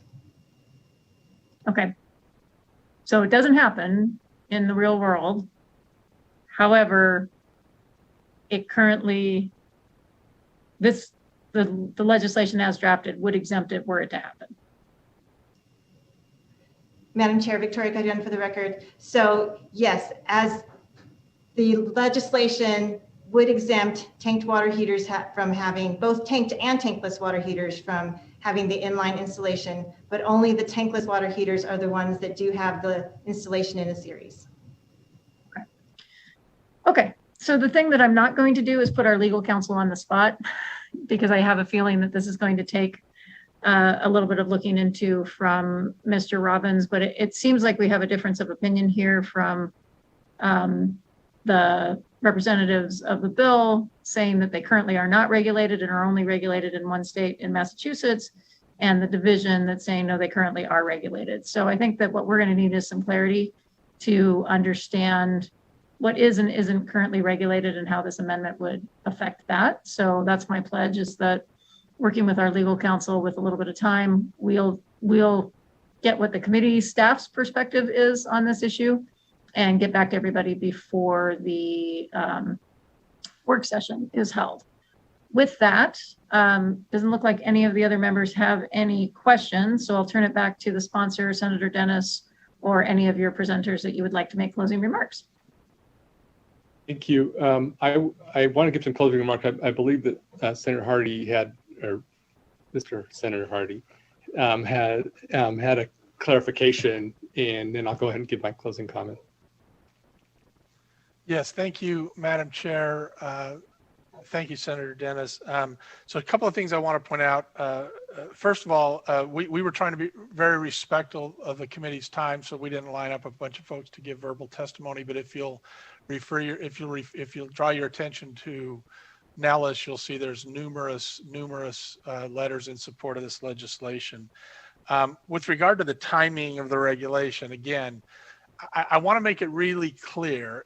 I don't want to leave the committee with the impression that there's no regulation here. The issue here is whether the state injects itself into this. These installations 100% across the board are subject to local building codes, which are very stringent and specific in terms of these installations. So it's not like we're out putting these everywhere and without any oversight or regulation. The question is, does this rise to the level of the state of Nevada requiring an additional regulatory burden on those who install these, and additional expense on the customers who want to install them? And that's where only Massachusetts in the United States has made the decision that it rises to extra regulation beyond what's done in the local code. So these are 100% covered, and I should indicate allowed and permitted by the local building codes. They are also, the manufacturers construct and design these and the tanked heaters for installation in series. So it's perfectly safe and comfortable perfectly safe for the public in the minds of the manufacturers, in the minds of the local building codes. The question before us today is, do we want the state to provide additional regulation on these types of things? So I don't want to get confused with boilers. It's perfectly appropriate for the state to do the extra regulation on boilers. But do we really need the state to take the time to do the inspections on these that are already covered in addition by local code? So, Mr. Hardy, can I just interrupt you there? yes, ma'am. So where they're covered by local building codes, is that part of the international building codes that the jurisdictions are adopting each year? Yes, ma'am. Oh, okay. That gives me greater clarity. Got it. Yeah. Thank you. Yeah. So that's right. I appreciate the opportunity because I think it got a little bit confusing in terms of what level of oversight we're looking for here. And every state in the union except Massachusetts believes that the local building code is sufficient to cover these. Massachusetts, in fact, I can get you the details on that, but they did it not for safety reasons, but for other reasons. And then with regard to in-series, the DIR has told us before that they're unaware of any in-series installations of tanked water heaters. I have no reason to doubt them. I would only say that the manufacturer provides specifications and installations on instructions on how to do it. So they're designed for it, and I'm sure it occurs somewhere, because the issue of redundancy is extremely important to a lot of businesses like restaurants and motels and things that can't afford to have a water heater go out and not have a backup. So thank you for allowing me that extra time, Madam Chair, members of the committee. Thank you for your attention, and we look forward to continuing to work through this. Thank you, Mr. Hardy. And Mr. Hardy, I'm just going to give you a little homework assignment. I'm looking at the public testimony, and I'm not seeing that any is from local government, but it would be helpful for me to have a couple of the building departments or development departments from local government chime in to get their perspective of whether or not they're comfortable that their building codes are addressing the issue that you're trying to address. So if you could get that rounded up and get that information back to me, I think that would be helpful.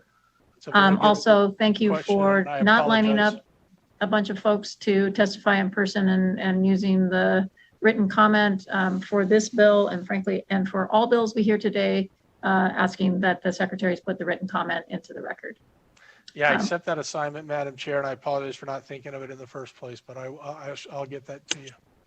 But all right, so with that, we're going to go ahead and close the hearing on Senate Bill 205 and move on to Senate Bill 211. Senator Harris, do you have the presenters that you need in the virtual room?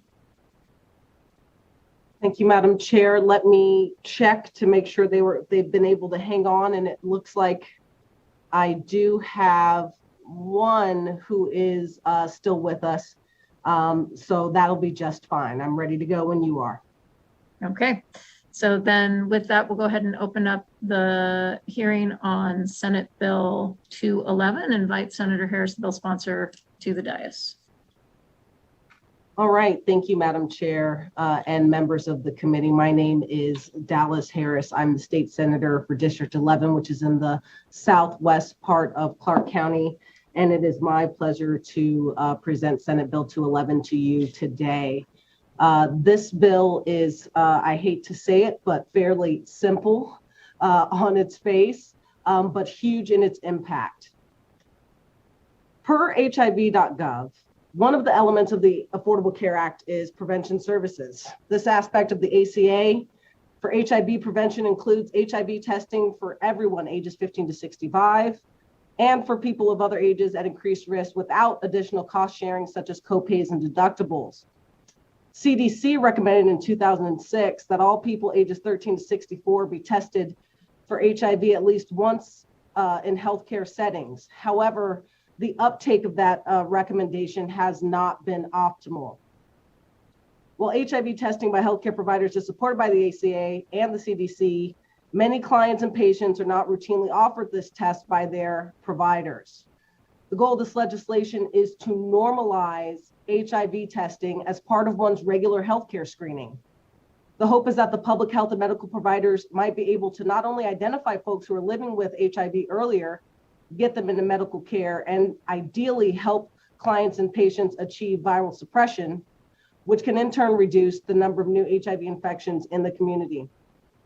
So this bill also includes other STDs for the exact same reason. I think if we've learned anything from COVID, it is you need to know your status. Knowing your status helps with the spread, especially for these types of communicable diseases. And so as we endeavor to end the pandemic through initiatives like ending the pandemic, which is being promoted to end the HIV pandemic in the United States as we know it by 2030, the key strategies are to diagnose, treat, prevent, and respond. Additionally, this legislation is not unique to Nevada. We took the basis of New York on this bill, and there are plenty of other states who are also taking similar steps. At this time, I'd like to invite Cheryl Radeloff, who is the Public Health Co-Chair of the Southern Nevada HIV Prevention and Planning Group, to give a couple of words if she'd like. I don't see her camera on quite yet. I hope she's still paying attention. But if not, I'll open myself up for questions, Chair Ratty. Oh, there we go. Here she is. Lovely. Ms. Radeloff. Oh, thank you so much for the amazing introduction. Senator Harris, I think you've covered many of the points that we'll be discussing. Hopefully y'all can hear me okay, and I just make this full screen. So, Ms. Radeloff, we can mostly hear you. There's a little bit of breaking in and out, so I don't know if perhaps you're leaning in and out from your mic, but let's go forward and see how it goes. Okay, that sounds great. And I'm going to see if I can make this full screen for the presentation. I'm sorry, I'm having some trouble with my colleague. I was going to co-present with my colleague, Jennifer Howe, who is the Sexual Health Program Coordinator with the Health Department. And unfortunately, hold on, let me see if I can try to share my screen. If not, I can, I think hopefully you all should have copies of our PowerPoint and I can talk out the same points. Would that be satisfactory to everyone? Ms. Radeloff, we were actually able to see your screen. It wasn't the full screen version, but actually we could see the slide that you were on, and at least on my computer can't read the others. So I think what you were doing worked just fine. If you want to, I'll try that again. Let me try that again. Yeah, that's working fine for me. Is it working for everybody else? Okay. Is that working for everybody? Yes. Okay, can you hear me? Okay. Perfect. Now we're even full screen. Go for it. Oh, well, so exciting. We're having a good night tonight. So thank you so much for your patience. So again, I wanted to thank Senator Harris for the amazing introduction. And I wanted to say that many of the points that you made, especially about the Affordable Care Act and covering HIV testing, of course, ending the HIV epidemic, you'll often hear the term EHE, is something that this legislation would support. And I also want to thank the committee for your willingness and staying with us to allow us to offer some information on Senate Bill 211. So just some points to consider when we look at this legislation. Unfortunately, I'd say that Nevada has consistently had some of the highest rates of HIV and STIs in the United States annual increases. And also for the presentation, you'll hear that I often use the term STDs and STIs interchangeably. So Ms. Radeloff, I'm going to interrupt you. Other committee members, are you also having a hard time hearing her? I can hear her enough to. You're making it out? Okay. I just want to make sure. It's kind of choppy. Yeah. My concern is actually for the secretaries and the record. Okay. Let me see if I can put on my headphones and that will help.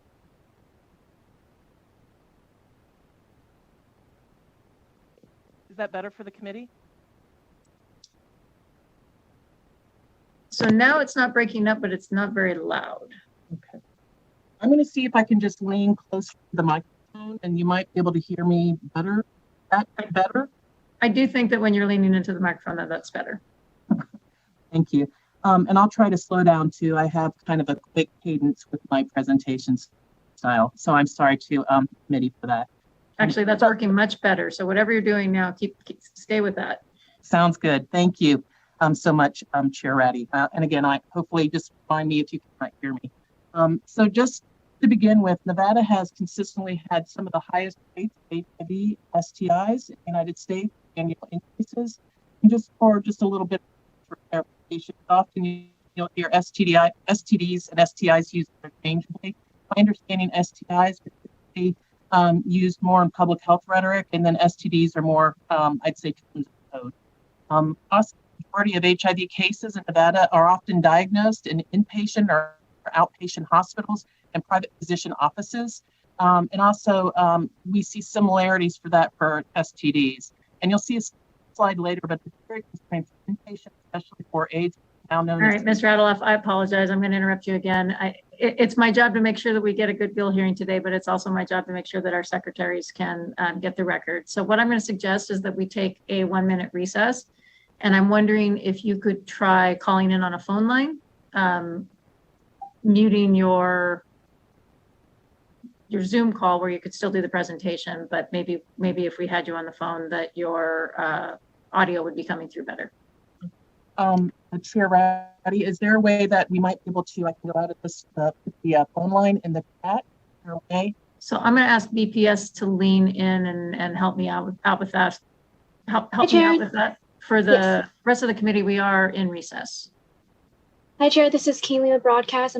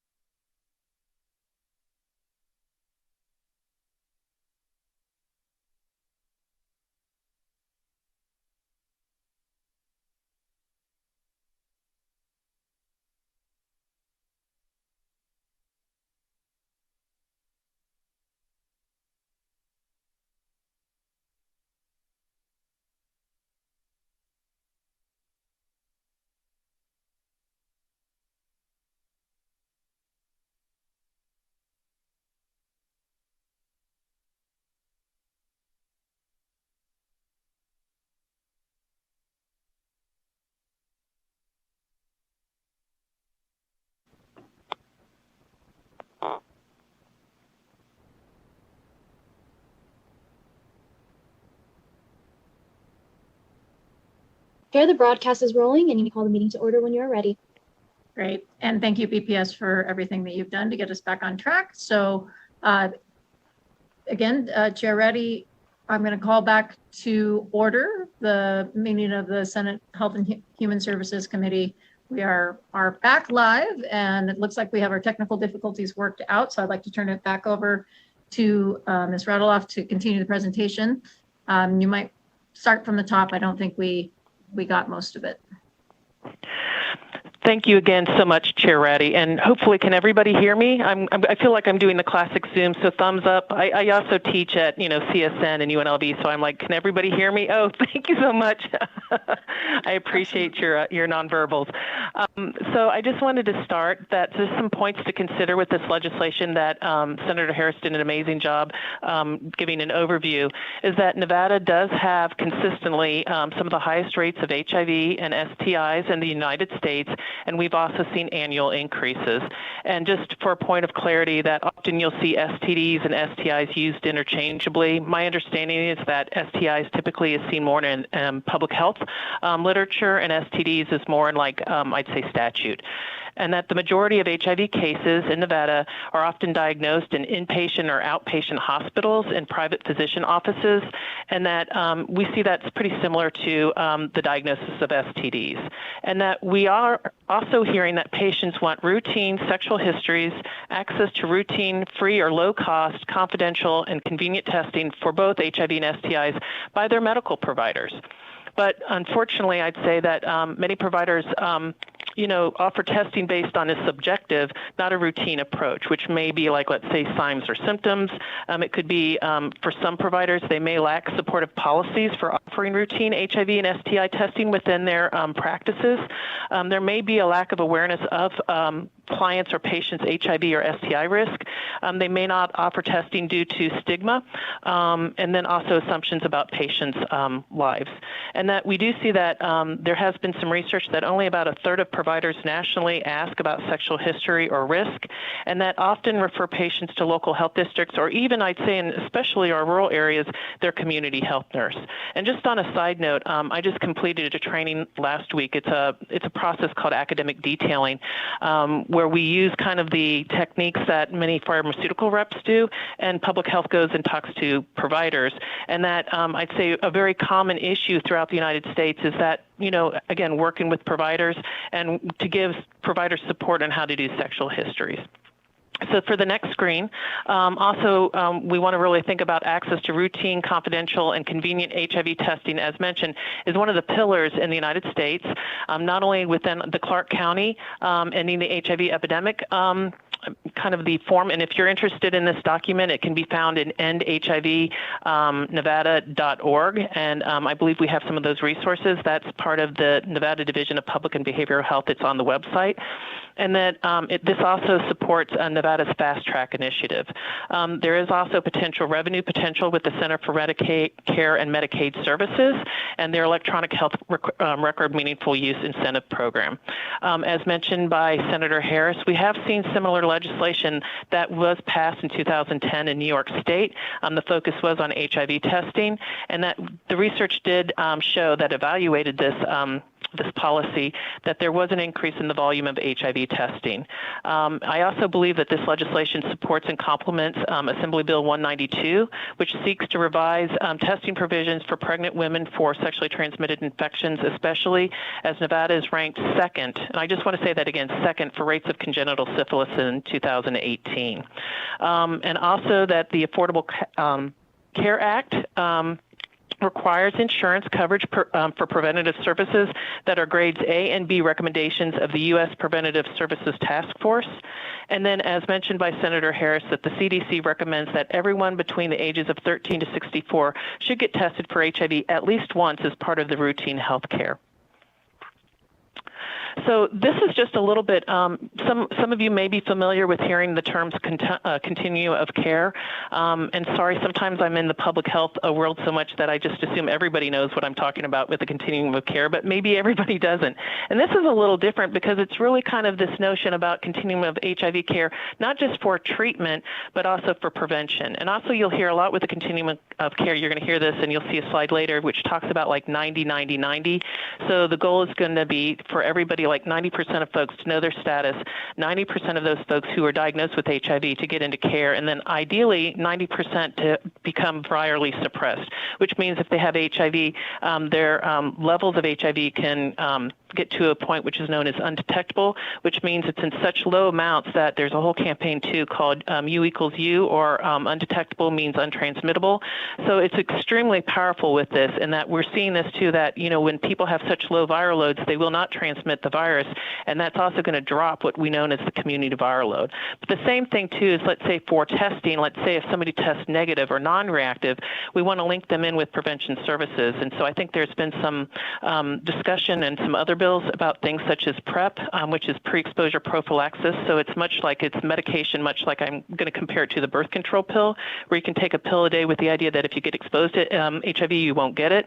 Or PEP, which is post-exposure prophylaxis, which is like, let's say, Plan B, where you can take medication for a month with the idea that if you've been exposed to HIV, you want to get it within 72 hours, and you would take this for a month with the idea that you would not acquire HIV. But also other things such as counseling. It could be things like condoms and other preventative services. And then, of course, ongoing counseling and research, and then just testing. So again, as you can see, the goal of this is going to be survival and community viral load suppression. Am I speaking too fast? Are we good so far? Okay, I'm sensing okay. Yeah, you're doing great. Okay. You're just fine. Thank you. So a little bit too with ending the HIV epidemic in the United States, and I think, and again, I want to thank my colleague Jennifer Howe for this. I think she did an amazing job, but I think it's pretty powerful when we see that when we look at HIV transmissions, and I know this is 2016, that for those folks who didn't know they had HIV, and so that might be 15% of the folks, that accounted for about 38% of new transmission. And so I'll let you just look at the slide on this, but as you can see, with 51% of those folks who knew, again, their status, they've been taking their medication, that accounted for 0% of new transmissions.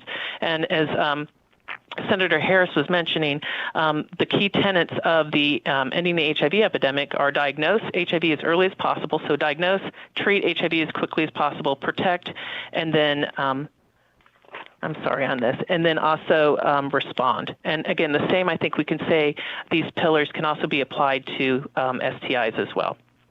So a little bit, in case you're wondering about HIV in Nevada, HIV, at least with Nevada, we do have some of the highest rates, or 19.8% of the new infections in the western United States. The Centers for Disease Control estimates that only about 41.7% of Nevada's population has never been tested for HIV. So I think that's something that we need to be really concerned about. And of those living with HIV, only about 80% have been diagnosed. So again, when you think about that number, those are folks who are living with HIV, but they don't know their status. And nationally, we see about 1 out of 7 folks basically are unaware of their HIV status, but in Nevada, that is 1 out of 5. And then this slide, basically, as you can see, is kind of just gives you an idea of what we're looking at in terms of 2019, in terms of those folks who are living with HIV, and that can be HIV, and AIDS is now known as stage 3 in Nevada. And so, as you can see, that the majority of folks who were newly diagnosed with HIV were diagnosed in Clark County. Again, we're seeing numbers who are rising in Washoe, but also other counties as well. And then also in terms of that stage 3, again, the majority are in Clark County. And just on a side note too, because I know there's some legislation which I think is really powerful when we're talking about getting information about folks who are in terms of like sexual orientation and gender identity, is that part of the collection, it's not reflected on the slide, but we do collect information on people's basically assigned sex at birth and their current gender identity. So that information is captured as part of this when we do, basically our disease investigators are getting information about our clients. So this is just a little bit kind of going into that care continuum, which is mentioned. So again, the folks who are diagnosed, this is 2019 with HIV, the 100% who are diagnosed, you can see that about almost, I'd say 72% are linked to care, which I think is, again, it's good. And I know within our Ryan White programs, it's slightly higher. But I know this is our goal, as we heard, is 90, 90, 90, and that almost 29% of people who are living with HIV are retained in care. And so the other part on that too is that, I'm sorry, as I'm going through my notes, is that about almost 26% of folks who are people who are living with HIV are virally suppressed. So this just, I won't go too much into information on this, but this does give information about in terms of where people were diagnosed with HIV. And you can see the numbers as we were talking about with private physician's office and inpatient facilities as well as outpatient. And that's for HIV. And then for folks who are diagnosed with either AIDS or stage 3, I think it's really important that note in terms of inpatient. If you think about that, those are people who were diagnosed who were in the hospital. And by the time people are in the hospital and given a diagnosis of, let's say, not just HIV, but they've been diagnosed with stage 3, these folks could be really sick. And again, I think what we need to think about this, we want to make sure that we can, hopefully people, if they can test before this point, right? Again, we can have routine testing that as soon as someone is diagnosed with HIV, we can ideally get them into care and get them virally suppressed so we can keep them healthy. And so this is just something that just recently came out from the Centers for Disease Control. And as you can see, I mean, I think it's pretty powerful to think about that. About $16 billion we're looking at, in terms of the cost of STIs is from direct medical cost. And that $1.1 billion are associated directly with chlamydia, gonorrhea, and syphilis. And just some things to think about that, again, these are direct medical costs, but they're not always taking into to account some of the indirect costs. So we're talking things such as infertility, and that can be associated with, let's say, gonorrhea and chlamydia, or pelvic inflammatory disease, cervical cancer, ectopic pregnancies, and then, of course, heart and blood vessel damage. So just to give you a little bit of an idea about the kind of what we're seeing about the state of STIs in Nevada for 2019, the totals and all this information too, if anyone's interested, our Department of Behavioral and Public Health, the Division of Public and Behavioral Health. They're called Fast Facts, and they're really great documents. So I'd say check them out. And every year they come out. So our most recent statistics, you can see quite a few cases of chlamydia. We are currently, and this was for 2018, we were ranked number 14th in the United States. Our cases of gonorrhea were ranked number 12. And then also our cases of syphilis, and that's a combination of primary and secondary as well as late and late latent. And we were ranked number 1 in the United States for 2018 for primary and secondary syphilis. And then the last one, you can see we have 41 cases of syphilis among newborns, and we're ranked number 2 in the United States. And in preparing for this presentation today, I did a little research, and I was really concerned that in 2015, we had 8 cases of congenital syphilis. And then the next year, in 2016, we went up to 12. We were at 21 in 2017, 34 in 2018, and 2019, as mentioned, we're at 41. So those rates that we're going up, I mean, exponentially are of major concern to us. And I do want to say that congenital syphilis, unfortunately, we're not alone. We're seeing an increase of congenital syphilis across the United States as well. And so this just kind of, if you ever get a chance, you can check out this map. And as you can see, generally highlighted in terms of kind of where our ranks are for primary and secondary syphilis, and as well as for congenital syphilis, we're number 2, and we're between Texas and Louisiana. And you can, again, usually the lion's share of cases, for at least my understanding of congenital syphilis, is for Clark County as well as Washout. But in terms of also the rurals, this is something to be concerned about. Again, we do rank number 14th for chlamydia, and then 12th in the United States for gonorrhea cases. So what are some things that we're hoping that this legislation will be able to do? I think it's hopefully going to help us open testing access to people with a primary care medical home. Again, I think what we have seen, especially, and as mentioned, I think, I want to say Senator Harris just mentioned about this, I think we've seen with COVID that from the beginning of the COVID pandemic, in March of 2020 until now, the number of places that people can access testing has just increased exponentially. And I'm speaking as someone, just on a side note, I was trained as a disease investigator. So many of us, how could I say it, we shifted our roles to address the pandemic. So I worked cases with COVID. And again, just to see the changes that have occurred really within a year, it's pretty incredible. Also to offer testing as a standard of care where many people who are already receiving care. So that's not only emergency departments, but places like urgent cares and also, again, people's primary providers.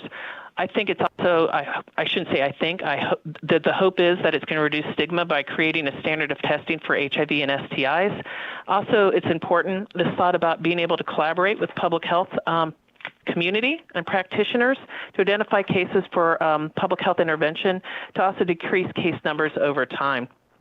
And again, I think this is really important too, just something to be aware of, is that for many sexually transmitted infections, they are silent. So I know one study that I was looking at from the CDC, I want to say 2015 or 16, but estimates varied, but between only about 10% of men and 5 to 30% or 30% of women with lab-confirmed chlamydia developed any signs or symptoms. So what's that saying to me is that about 90% of men and about 70% of females didn't have any signs or symptoms, so they might not have been tested because they wouldn't have presented that to their providers.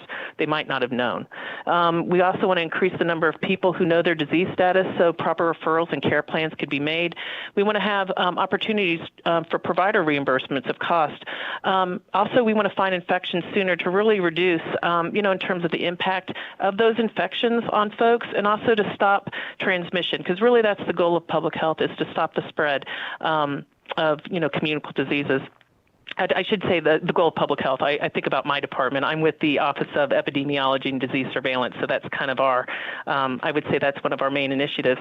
And also promote not only ending the HIV epidemic initiatives, but also fast track initiatives. And I believe that's the end of my presentation. So I just want to thank the committee and Chair Ratty. Thank you so much for allowing me to present and being very patient with my technology problems early on. You bet. All right. Senator Harris, is that the end of the presentation? Are we ready for questions? We are ready for questions. Yes. Thank you, Chair Ratty. Fantastic. All right. Members of the committee, who has a question? Looks like Senator Spearman first, and then we'll go to Senator Keycupper. Thank you, Madam Chair. So I have a question. We know that in the 70s and 80s, one of the things that allowed HIV and then AIDS to blossom so fast was the fact that it was considered a disease that only some people got. And if you weren't that type of person, you didn't have to worry about getting it. So here's the question for the STIs, the STDs. Why is it rising so fast? And is it a consequence of some people thinking, how do I say this? Some people don't think that their sexual activity puts them at risk. And so their sexual activity puts them at risk. Does that make sense to you? Senator Harris? It does, Vice Chair Spearman. Thank you for the question. If I can, Chair Ratty, I will defer to Ms. Radloff. I believe she has a bit more expertise in what might be causing the upticks in cases than I would. If she could unmute, that would be great. Thank you, Senator Harris. Well, I think my understanding, what I'm hearing from Senator Spearman is I think early in the HIV pandemic, I think you're exactly right. I think the assumption was that, HIV, we saw it predominantly among certain communities. And I'd say that, I think what's been changing too is that we are seeing it among some of the same communities that were with the beginning of the pandemic. But also, I think it's not just sexual transmission. I think something also that we're aware within our communities, and why we're also, I know there's some other initiatives. I don't think we can really forget about, like the spread of HIV through blood-to-blood contact, and that can be through people who use injectable drugs. So that can be another method, and we are seeing that. And it can be other blood contact as well. But I would say in terms of with this notion too is that, again, I think the only way, and I will say this, that people, we often look at categories of how people may be exposed to HIV, but the only way that people really know in terms of, in terms of when we look at categories, you have to test, you have to know your status. And I think for many people, our rates for, let's say, mother-to-child transmission of HIV are extremely low. But, again, there are many people, if they, again, I would say, unless you test, you wouldn't know your status. And I don't know if I answered your question, Senator Spearman, but hopefully I did. I think you did. The next question would be, do you have a handle on the age groups, the youngest? Ms. Radloff, if you would try to be in the habit of identifying yourself for the record, that would help us help the secretaries distinguish when they need to do these minutes. I'm sorry, Senator Reddy. So this is Cheryl Radloff for the record. I think if you were asking in terms of the age groups that we're seeing with both HIV and STIs, it's my understanding typically that our highest rates that we see with HIV, I know we're addressing efforts towards youth and young adults, so 13 to 24. So I want to say that our highest rates, at least in Nevada, tend to be in that kind of, up to 24. The next age group is the in terms of the one below, so it's like the 13 to 18, and I don't have this information directly in front of me. So those tend to be, we're still seeing the highest rates, but we do see, again, I'd say the next group of the 24 to like the 30s, we still see some pretty high rates. And I'd say that we see, I want to say, less amounts, probably the 50 and over, but we are still seeing, in terms of not only people who are newly diagnosed, but newly infected, people living with HIV. And then on the side, the age groups tend to be a little older when we're looking at people who've been living with HIV. And that's because if you think about it, those numbers, when we saw the state of Nevada that had, I think it was over 11,000, I could be wrong on this, but those could be people who were diagnosed back in the early days of the HIV pandemic. But then again, those are folks who are, so you may have long-term survivors in those numbers, and also people who are newly diagnosed and also new infections. So it tends to skew a little older. Hopefully, did that answer your question, Senator Spearman? Yes, ma'am, it did. I'm shocked at the 13 to 24 and the 13 to 18. I'm shocked at those numbers.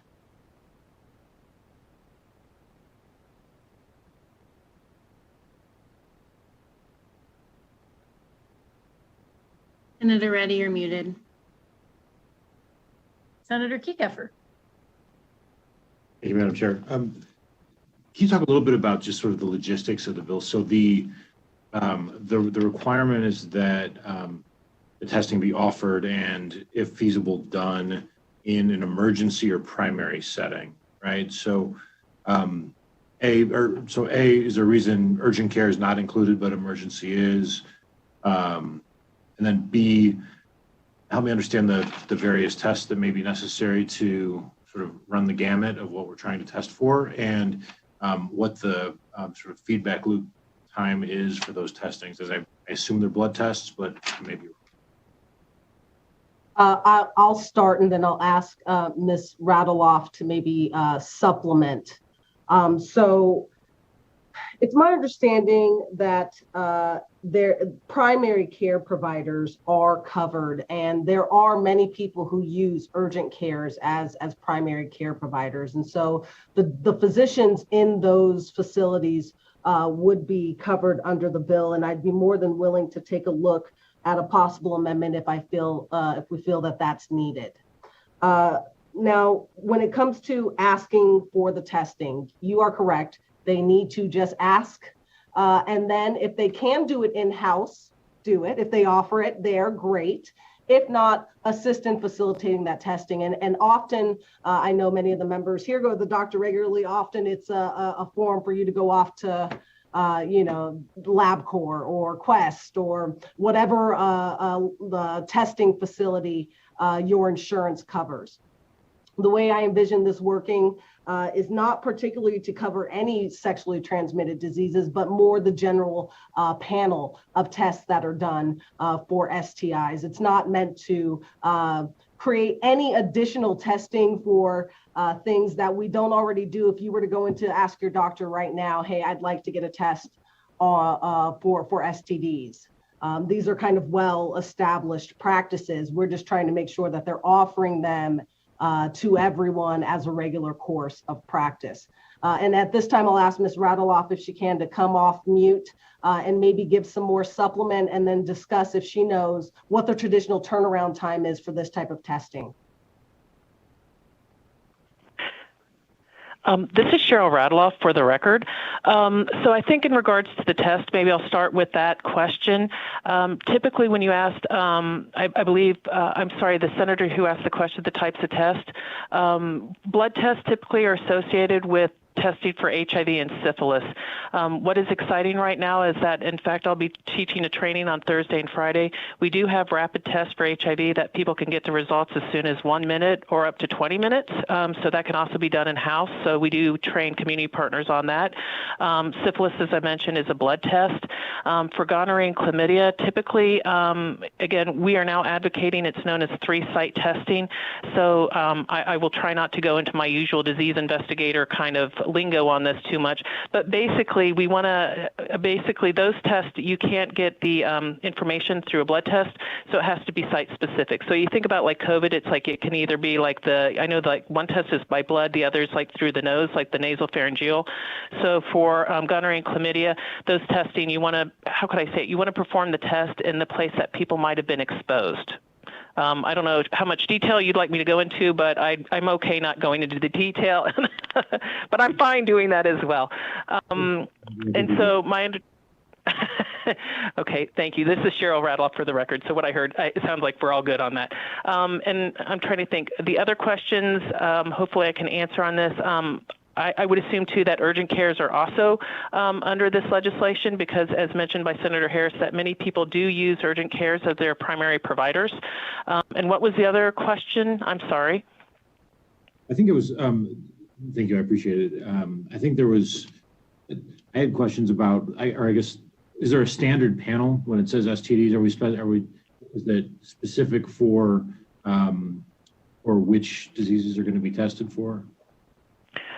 Thank you so much for that question. This is Cheryl Radeloff again for the record. So the typical tests that are performed usually with an STI or an STD panel would be HIV, syphilis, gonorrhea, and chlamydia. That would be both a blood draw and a physical inspection?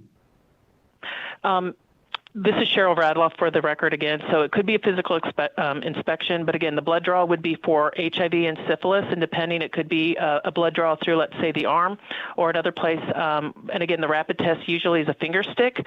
The home test for HIV is actually, it's known as an oral mucosa, so it's a cheek swab, and that can take about 20 minutes. But then the gonorrhea and the chlamydia could either be, I'm just going to go here, it can be a urine sample or it can be site-specific where people might have been exposed. So that would be part of that dialogue with the provider to actually do part of the sexual history is to get an idea of where they might have been exposed so the proper test could be done. And just to follow up, so let's say if somebody does, if you were just to get a urine sample and let's say people were engaging in activities that could put them at risk that wouldn't involve that sample, you could miss that diagnosis. And Senator Kiekefer, if I just may very quickly, I think Ms. Radeloff hit on something at the end of her answer. That I find very important. This is meant to be a discussion between the patient and their doctor. And so what tests are appropriate to run and when is something that I am not going to prescribe from this state level. Yeah, I appreciate that and I agree. And I guess what my concern might be is that in an ER setting, right, it's not necessarily the patient and their doctor, and that type of conversation may be difficult. I don't know. And then I guess finally the question is, What about billing for these services? Are these covered under ACA preventative care coverage, so there's no charge to patients for these services, or are these generally billed out to patients if they're uninsured or underinsured? So I'll start, and Ms. Radeloff may know a little bit more. It's my intention that these will be billed in the same way that they are currently billed. And so I imagine for some folks, if they have the ACA, they're covered under preventative services. I imagine for others, they have their insurance provider cover the test with, maybe there's a copay or not. This bill would not affect how those are billed through your insurance or through your provider or any other mechanism. So whatever you have now, if you wanted to ask for an STD test, would still be the same way that you'd get it covered under this bill. Thank you. I appreciate that. Thank you, Madam Chair. Thank you, Senator Kieckhofer. Other questions from the committee?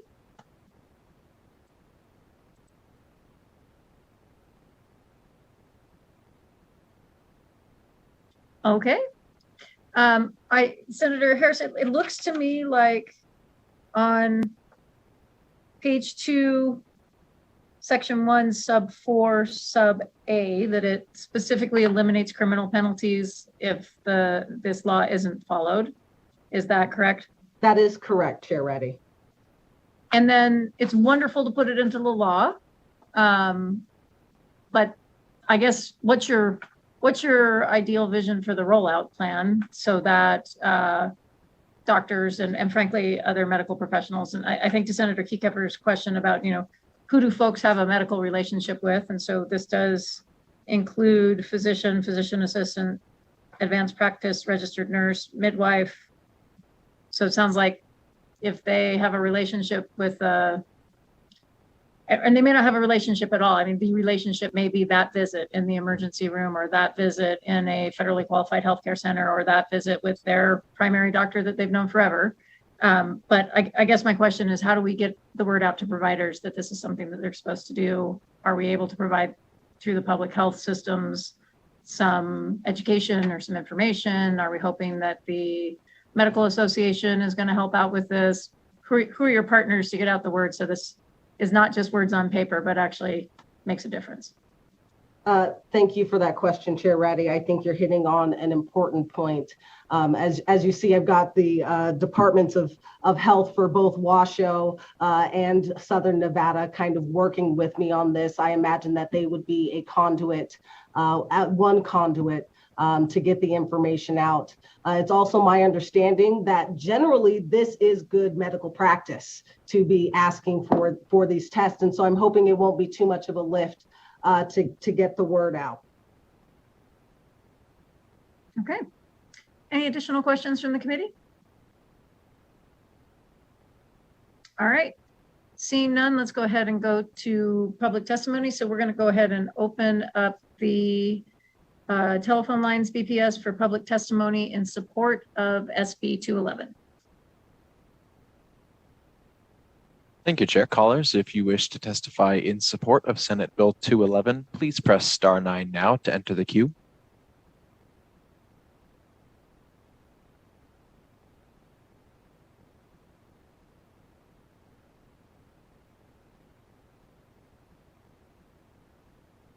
Will the caller with the last 3 digits of 069 please slowly state and spell your name for the record? You may begin now.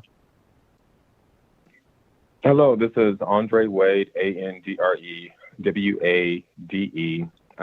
Thank you, Chair Ratty, Vice Chair Spearman, and members of the committee, and Senator Spearman for bringing forth this bill. My name is Andre Wade, State Director for Silver State Equality, and by FYI, Chair of the Governor's Task Force on HIV Modernization, and just want to call in support of SB 211. I was just in a meeting with someone from the Office of Infectious Disease and HIV/AIDS Policy for the United States, and we talked about ending the HIV epidemic plan statewide and at the local level, where a huge piece of ending the epidemic is finding out one's status, and that's through testing.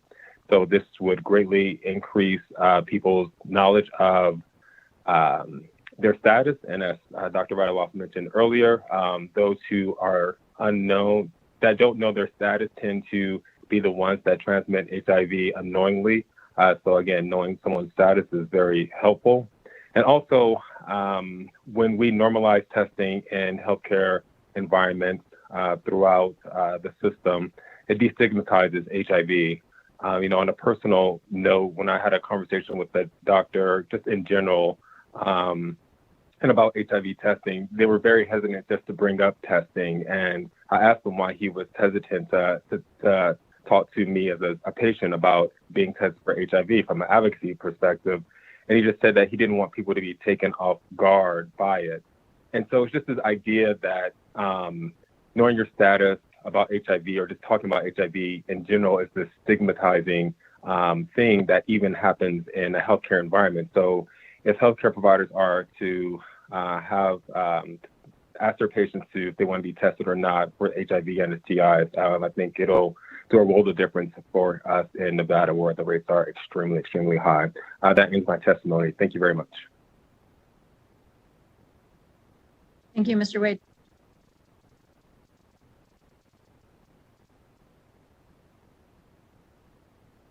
All right, well, the next caller with the last three digits of 200, please slowly state and spell your name for the record. You may begin now. Good afternoon, Madam Chair, members of the committee, Bradley Mayer of our Gentle Partners, BRADLEYMAYER, representing the Southern Nevada Health District, and of course, as evidenced by the fact that Ms. Radaloff is co-presenting on this, I just wanted to get Southern Nevada Health District on the record as supporting this legislation. Thank you for your time. Thank you.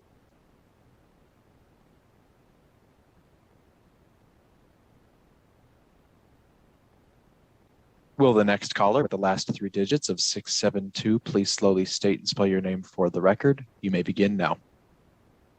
Good evening, Chair Ratty and committee. For the record, my name is Joelle Gutman Dodson, JoelleLLE, representing the Washoe County Health District tonight in support of this important piece of legislation. I wanted to thank Senator Harris for bringing this bill forward, and I thought Ms. Radaloff did an amazing job. No need to get into why it's so important. We're sorry that our representative from Washoe County Health District couldn't be here this evening. Thank you. Thank you. Callers, if you've just joined us, we are on support for Senate Bill 211. If you'd like to give testimony, please press *9 now to enter the queue. Will the next caller with the last three digits of 664 please slowly state and spell your name for the record? You may begin now. Hi, my name is Carla Misiano, last name Miciano. Just wanting to say a good evening to Madam Chair and the committee. Can you hear me? Hello? Yes, caller, we can hear you. Please go ahead. I'm calling on behalf of the Southern Nevada Asian Pacific Islander Career Society, also known as SNAPICS. I'm also a concerned registered nurse. I wanted to express support of SB 211 because it establishes requirements for testing for HIV and other STDs. Just wanting to reiterate what Ms. Radaloff was saying, with the incidences of STDs and HIV, Nevada ranks 5th in new HIV diagnosis, 8th for new AIDS diagnosis, 1st for primary and secondary syphilis, and 11th in HIV death. Thus, this making it a public health issue. Current medical practices require a patient to initiate the conversation regarding their desire to obtain an HIV and STD rather than the provider initiating the conversation and making it easier to get a test.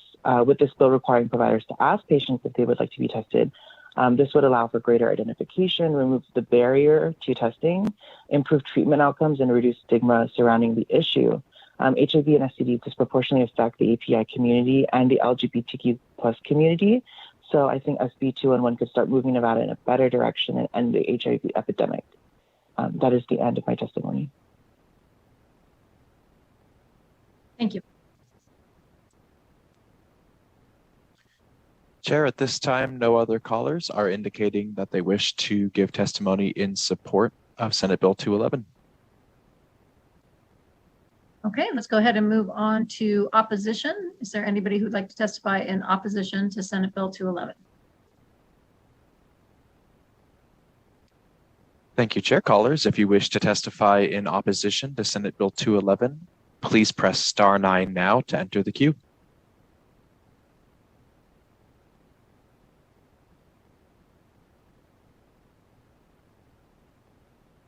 Will the caller with the last 3 digits of 655 please slowly state and spell your name for the record?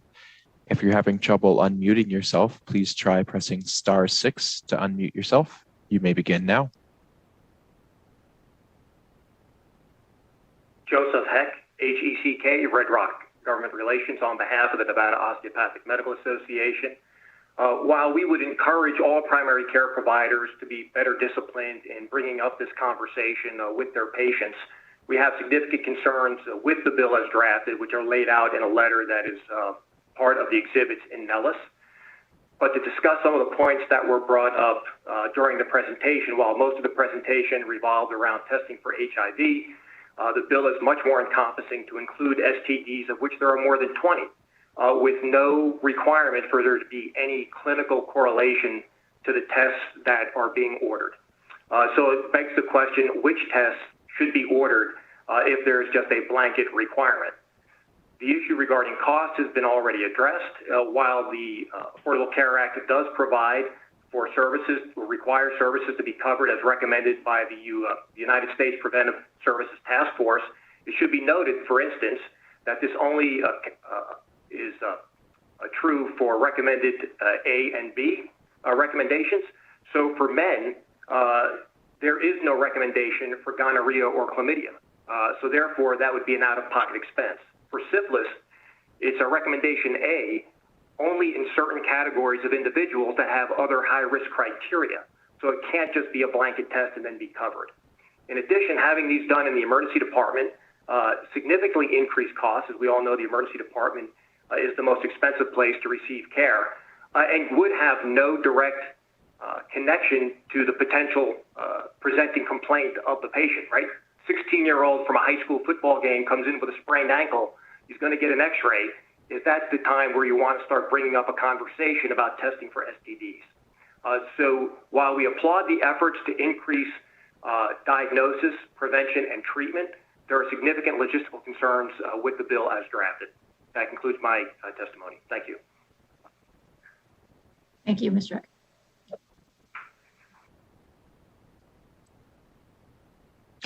Chair, at this time, there are no other callers indicating that they wish to give testimony against the bill. All right, thank you. We'll go ahead and open up the testimony for neutral on SB 211. Certainly, Chair. Callers, if you wish to testify in a neutral position for Senate Bill 211, please press star 9 now to enter the queue.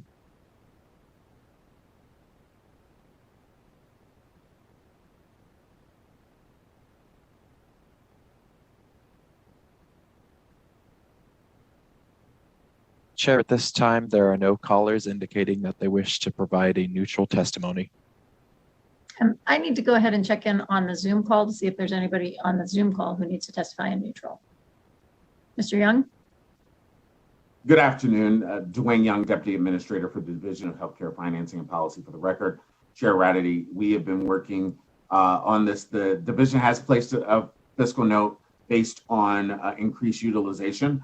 We have spoken with Senator Harris, and we are working with the Division of Public and Behavioral Health and other partners to mitigate some of those costs. We do feel that this is good policy and is in line with promotional efforts that the division did in conjunction with the Division of Public and Behavioral Health to promote STD testing through its fee-for-service and managed care programs. Thank you. Thank you, Mr. Young. Anybody else on the Zoom call who needs to testify in neutral?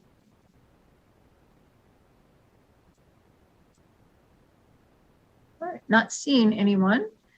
I'm going to close the public testimony and take it back to the sponsor to see if you have any closing comments on SB 211. Thank you so much, Chair Ratty. I just want to clarify a couple of things as we head out of this hearing. This is not a bill that requires mandatory testing. The only thing this bill requires is that you ask. What tests are performed will be a conversation between the doctor and the patient, as it should be. So I wanted to make it very, very clear that there is no requirement that someone be tested for every STD under the planet.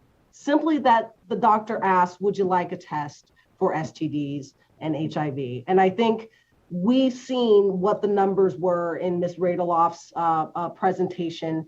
And simply by requiring doctors to ask for these testings, we can make a huge, huge dent in those numbers.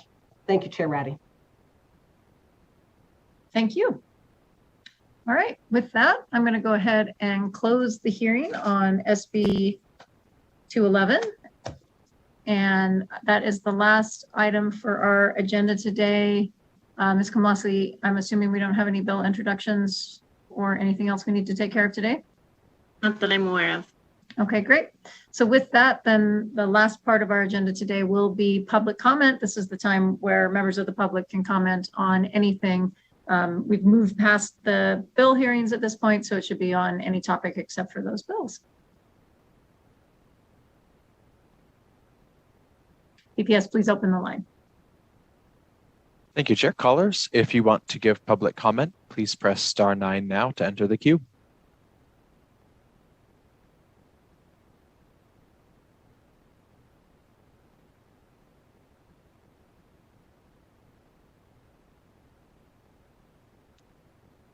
Chair, at this time, the line is open and working. However, no callers are indicating that they wish to give public comment. Okay, thank you.